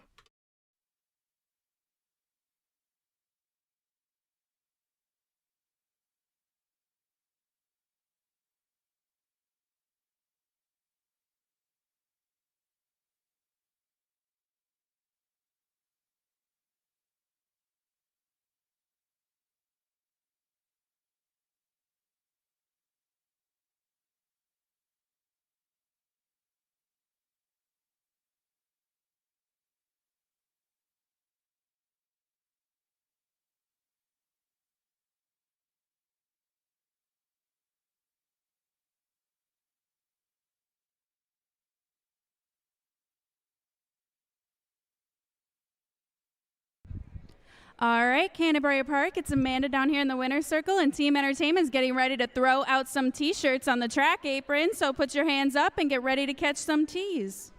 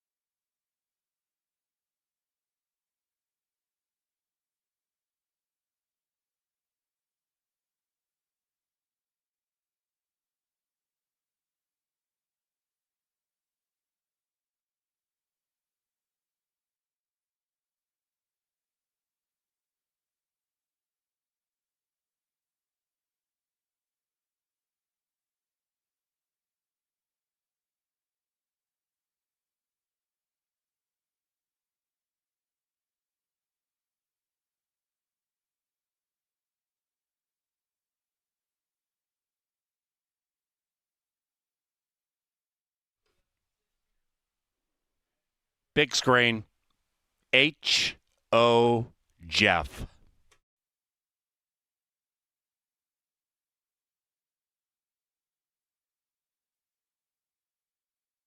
It's post time for the 26 Bob Morehouse Stakes. Canterbury Quarter Horse Immortality Dickie Bob has won this race 4 times. Lunderborg LLC has won 6 of the last 7. No entrants this year. And trainer Jason Olmstead has won 7 of the last 8, including 2 in a row with jockey Ramiro Garcia, who rides number 2, Beep Beep Rev Rev.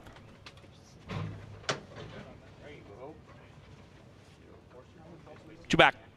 Saturday Night Gamble and the favored Relentless Legacy.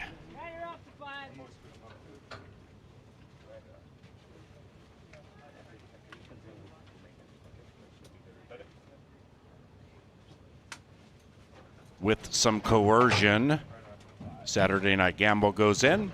Miguel Ramirez joins. And Armando Alvarez, our leading quarter horse rider, and Relentless Legacy now 3-5. Stand by for the Bob Morehouse Stakes.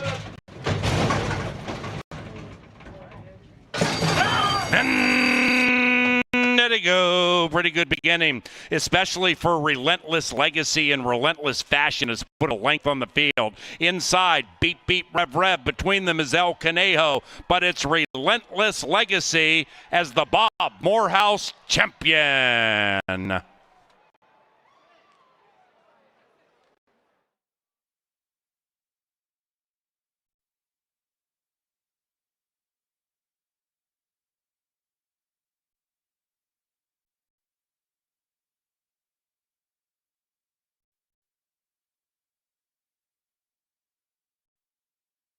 Number 6, Relentless Legacy, dusted them. 6-3 and a photo.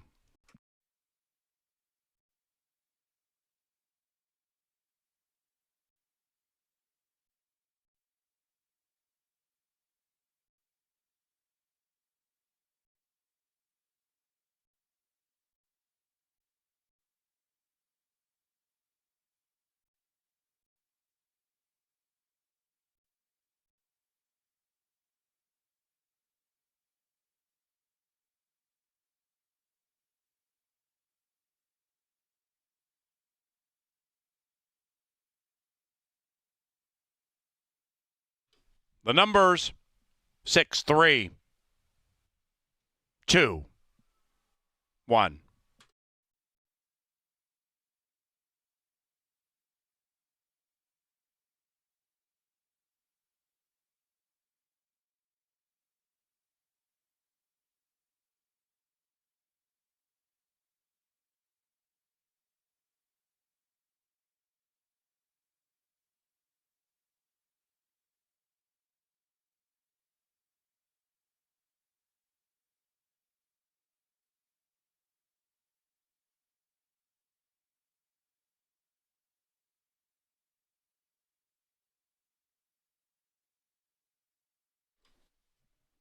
Ladies and gentlemen, welcome back to the Winner's Circle with the trophy presentation for the winning connections of the Bob Morehouse Memorial Stakes. Bobby Morehouse, daughter of the late Bob Morehouse. She's here with family and friends. Bob Morehouse is a Canterbury Park Hall of Famer and a key figure in Minnesota quarter horse racing. Bob bred several of the best quarter horses ever to run at Canterbury Downs or Canterbury Park, including the Hall of Famer, Cash Caravan. His daughter, Bobby, is a Canterbury Hall of Fame member herself, and Bobby, in the 1980s, worked to help pass the pari-mutuel wagering bill that made Canterbury a reality. Welcome back to the Winner's Circle, Ms. Morehouse, and thank you for joining us this evening.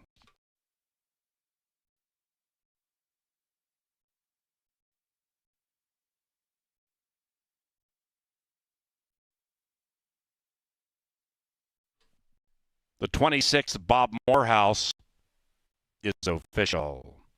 Relentless Legacy paid $260, $210, $210. Okay. Ninth race, 20 minutes from now. Scratch number 2, Woman in Gold. 5 battle, 20 minutes from now.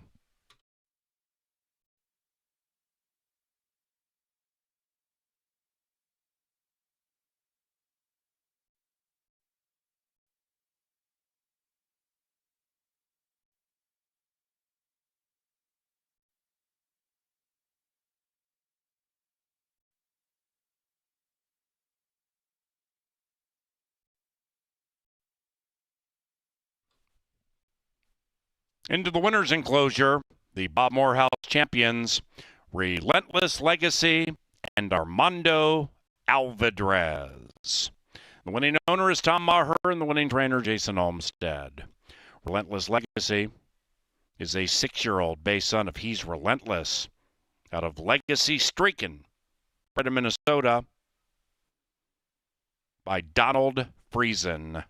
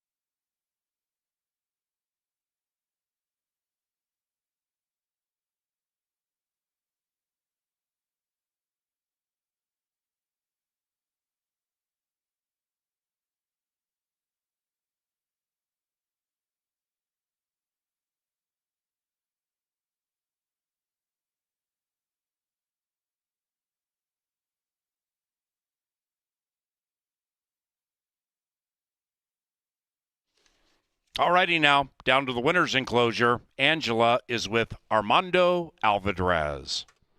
I am with Armando Alvidrez. We're at a lot of winners for the Olmsted Barn, but you've been on Relentless Legacy a lot over the last couple of years, and we haven't seen him up here. Tell us a little bit more about him. What's it like to ride him? Oh, he's very, very fancy, very classy. I rode him for the first time last year, and he came back really good this year. And he went at Remington, and he went this 6 now. Really, really nice.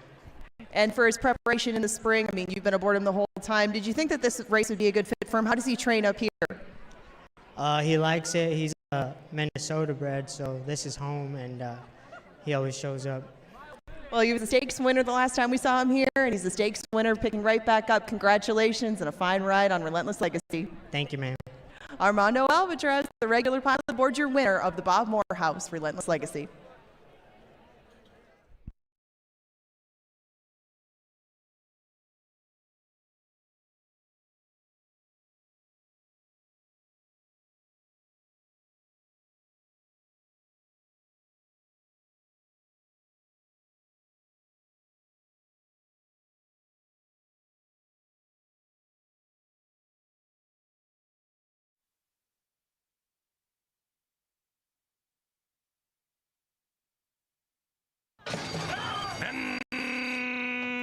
Go. Pretty good beginning, especially for Relentless Legacy and Relentless Fashion has put a length on the field. Inside, beep, beep, rev, rev. Between them is El Conejo, but it's Relentless Legacy as the Bob Morehouse champion.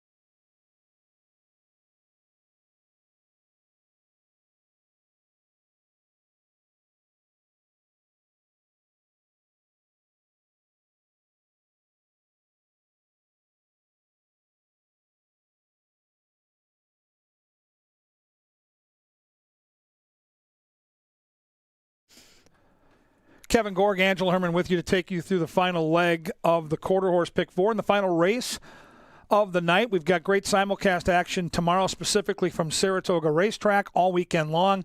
We race Saturday at 5, Hall of Fame night. Sunday, 1 o'clock is Extreme Day. And, Angela, we close out with a quarter horse race that is going to allow somebody to hit a pick 4 that's going to pay pretty nicely when you consider there was a free space in the bingo card in race 8. And this race, to me, yes, the 4 horse looks like a logical winner, but I thought there were a couple of contenders here that could upset the apple cart. Well, and they resided towards the outside, I suppose, in my opinion, but we both ended up on the even money favorite, Rompe Corazones, because his trainer did put a couple in here. In fact, put a few in here and scratched one of them, and the first of the 3 is Lightning Girl on the inside. I wouldn't be surprised if she was the field's long shot by the end of the night, or by post time. But she hasn't run since April. And in looking back at some of those races, you can just see she's lost to a couple of others in this field, and Lightning Girl hasn't got out of the gate so well in her last 4. Now, if the rest helps and she gets back to that filly that was flying out of it in their first 2 starts off the layoff, fine. But those were only good enough for 4th. She's just up against it in a few ways here. Jeff Madej and Paul Allen both like Presido Pete. In fact, Jeff said this is one of his very favorite quarter horses. That means something to me because Jeff follows this game at every track in America that has quarter horse racing. Presido Pete looks like a real danger to me. Well, this is one of his favorite cues. And I actually watched that race with Jeff when he ran down Lomax in the stretch.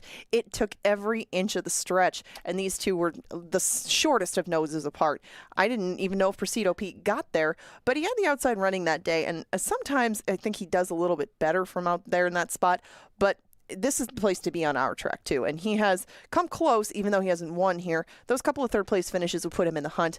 And I think the price is going to be a lot better on him than probably either Lomax or Rompe Corazones. But Presido Pete still has done enough and put up the right figures at this track where he won't be any sort of long shot or value or anything.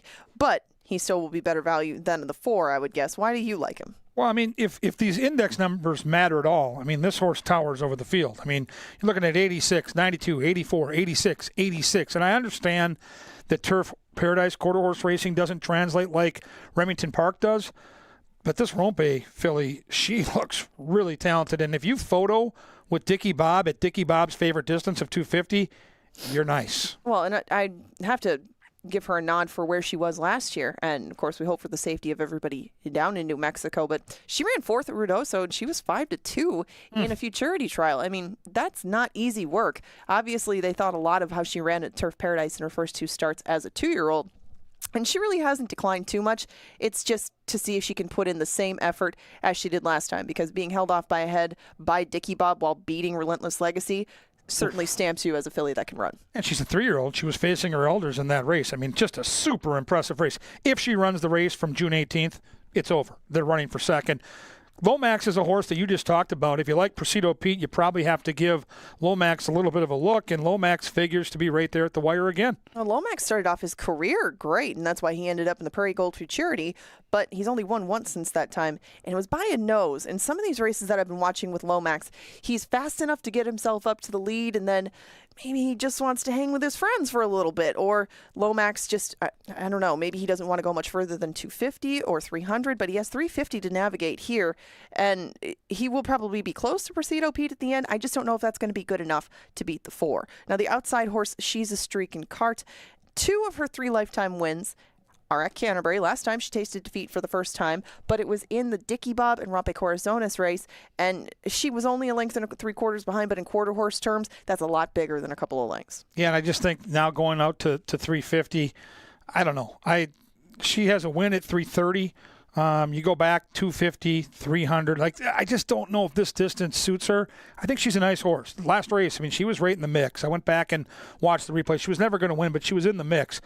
I just think she'd prefer shorter. I would agree with that. She broke her maiden last June, going 300. I mean, I thought she broke really well that day and just got the lead halfway through. And then she kind of, in the tone of Lomax, just was like, job done. Job's done. I made the lead. And, you know, maybe that's been fixed this year, as she did have a bigger victory to start off her campaign this year. But She's a Streaking Cart, like you mentioned, I think might be a touch better going 300 or 330.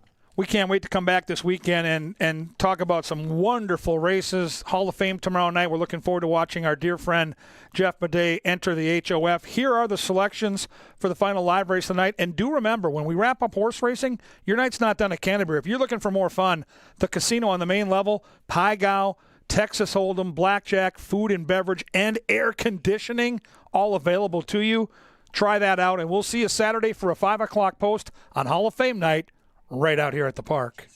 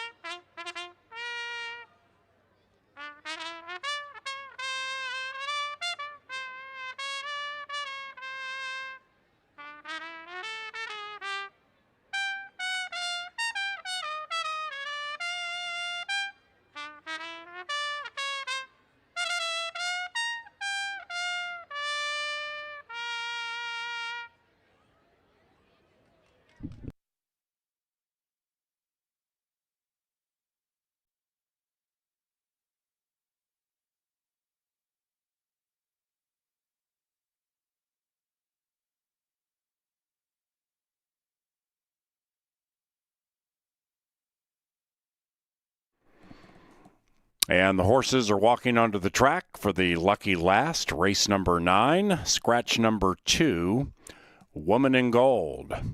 3 minutes.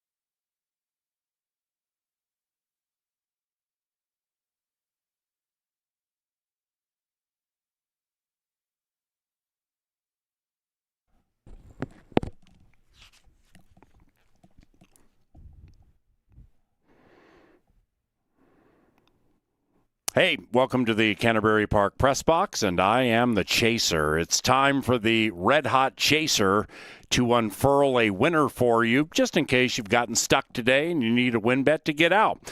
The Chaser presentation is provided by Crown Royal, and here's the statement. Everybody knows or knows of somebody named Pete, right? I mean, you probably know a Pete. Certainly we know of Pete's. For instance, you have Pete Rose, all right?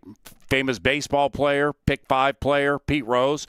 There's Pete Dinklage for you Game of Thrones fans.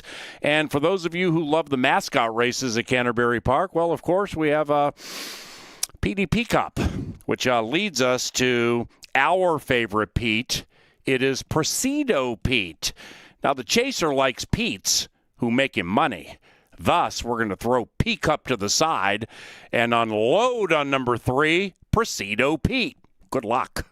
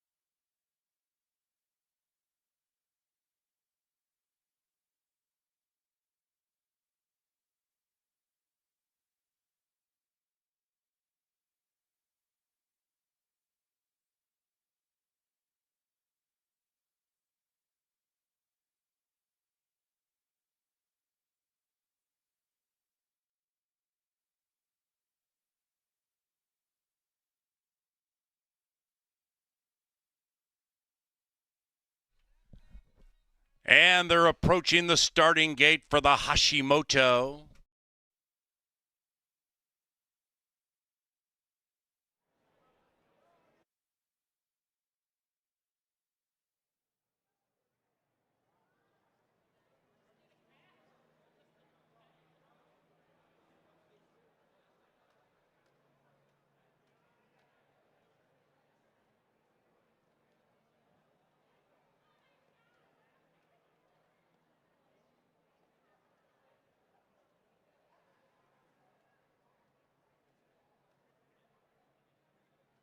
They've reached the starting gate.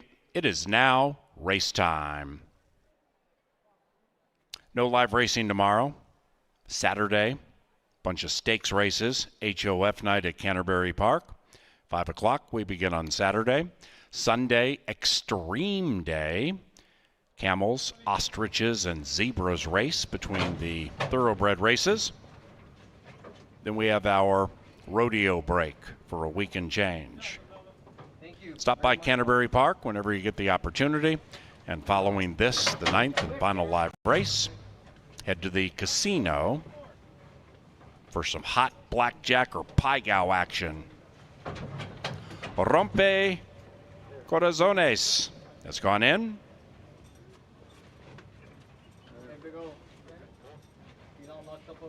She's a streaking Carte, and then Neil.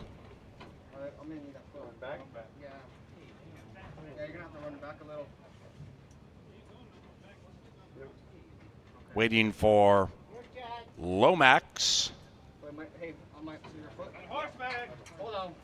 Closing with a quintet, and here they are.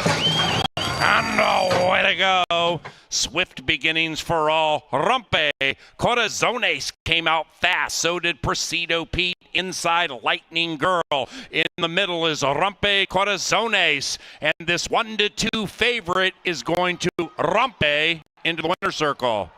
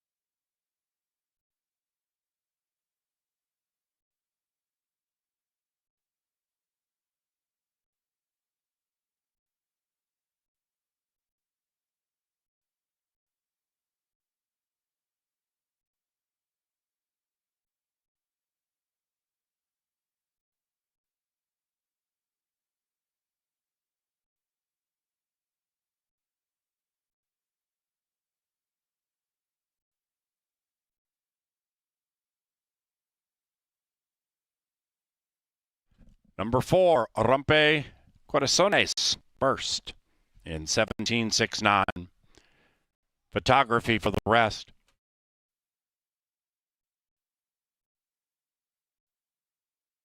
The numbers: 4, 3, 5, 1.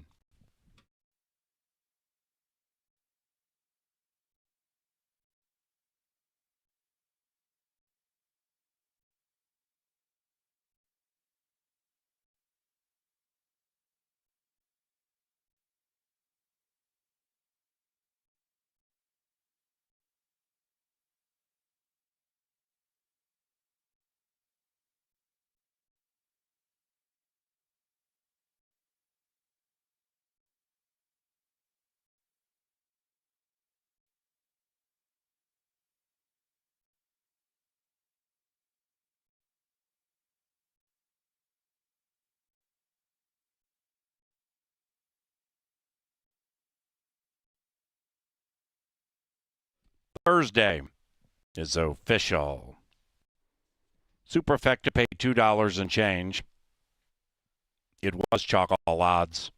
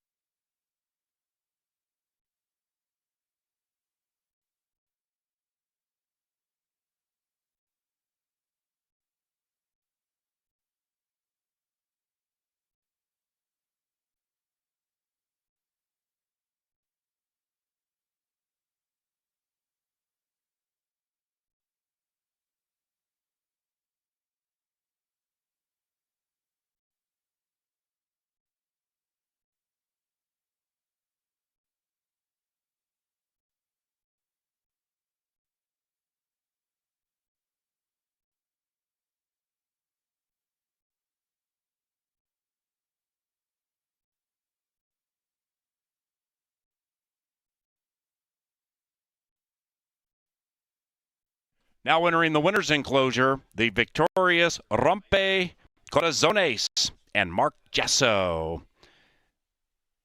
The winning owners, Balgo Racing Team, and the winning trainer, Rigoberto Guillen. Behold, Rompe Corazones. Ladies and gentlemen, live racing resumes at Canterbury Saturday at 5 o'clock.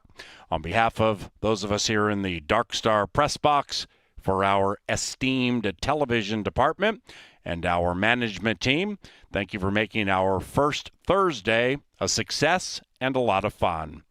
If you're leaving the racetrack, please drive safely.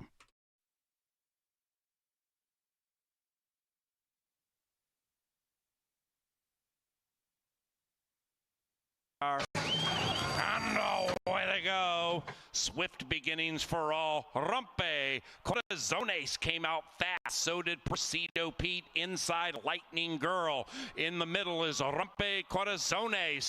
And this 1-2 favorite is going to Rompe into the winner's circle.